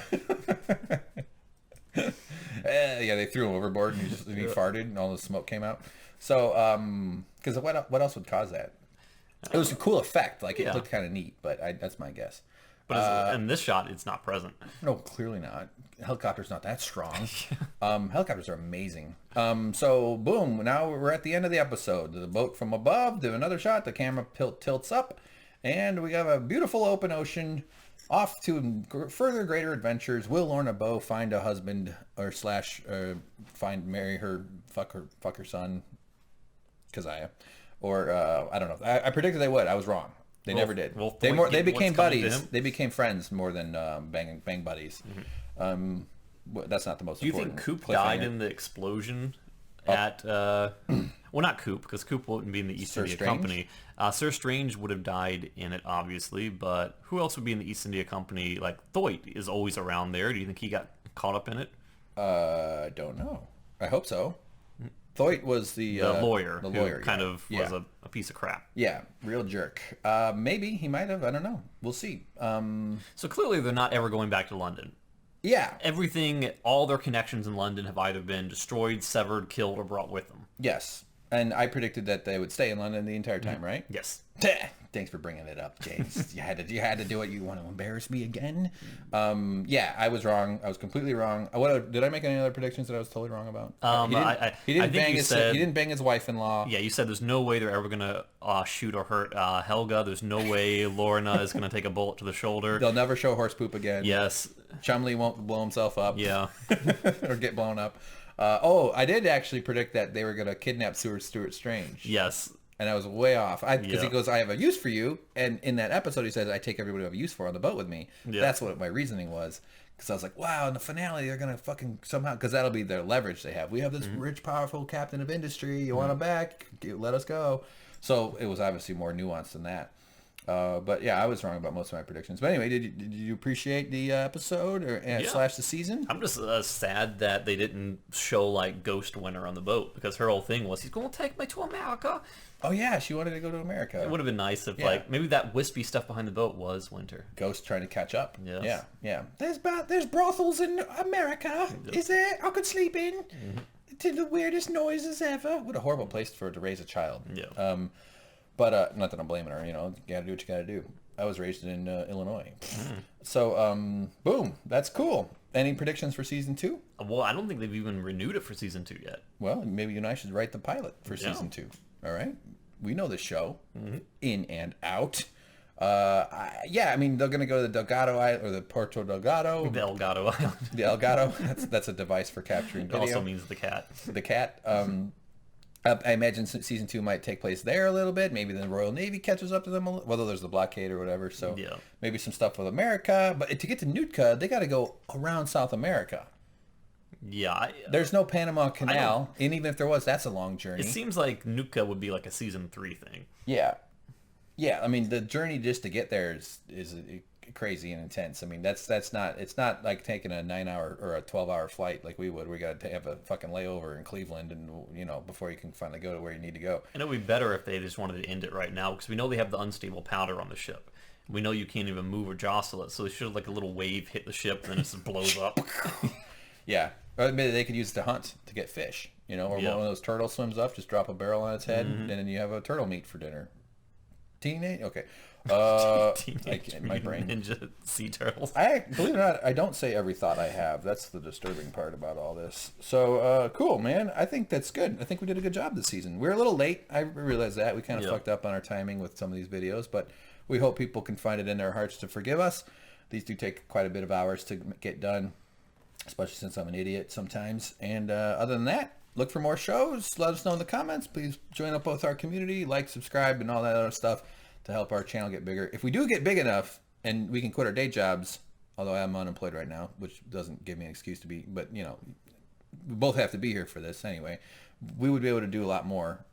So yeah, and maybe we'll do Patreon. People are asking for it. That's what's crazy. I don't even know. Like I thought maybe eventually when it's really big it'd be weird, or we could maybe do it, but I'm like, okay, I guess we'll try it. I don't know. I feel it's a little embarrassing to ask people for money. Like if someone gives me a quarter for like a vending machine, I feel this stark obligations. Like I stay awake all night. Like must pay him back. Must pay him back. Must pay him back. You are a man of honor. Despite how much I try to drag you down, you are very Patreon honorable. Will probably freak me out a bit, but yeah, because you'll feel like you have like obligations that you really have to hold up to. Maybe that's a good reason to do it. We'll force it to push out a little harder. I mean, who knows? We'll see. And by the way, if you fuck it up, they just stop giving you money. It's fine. Welcome to business in the 21st century. So that's it, everybody.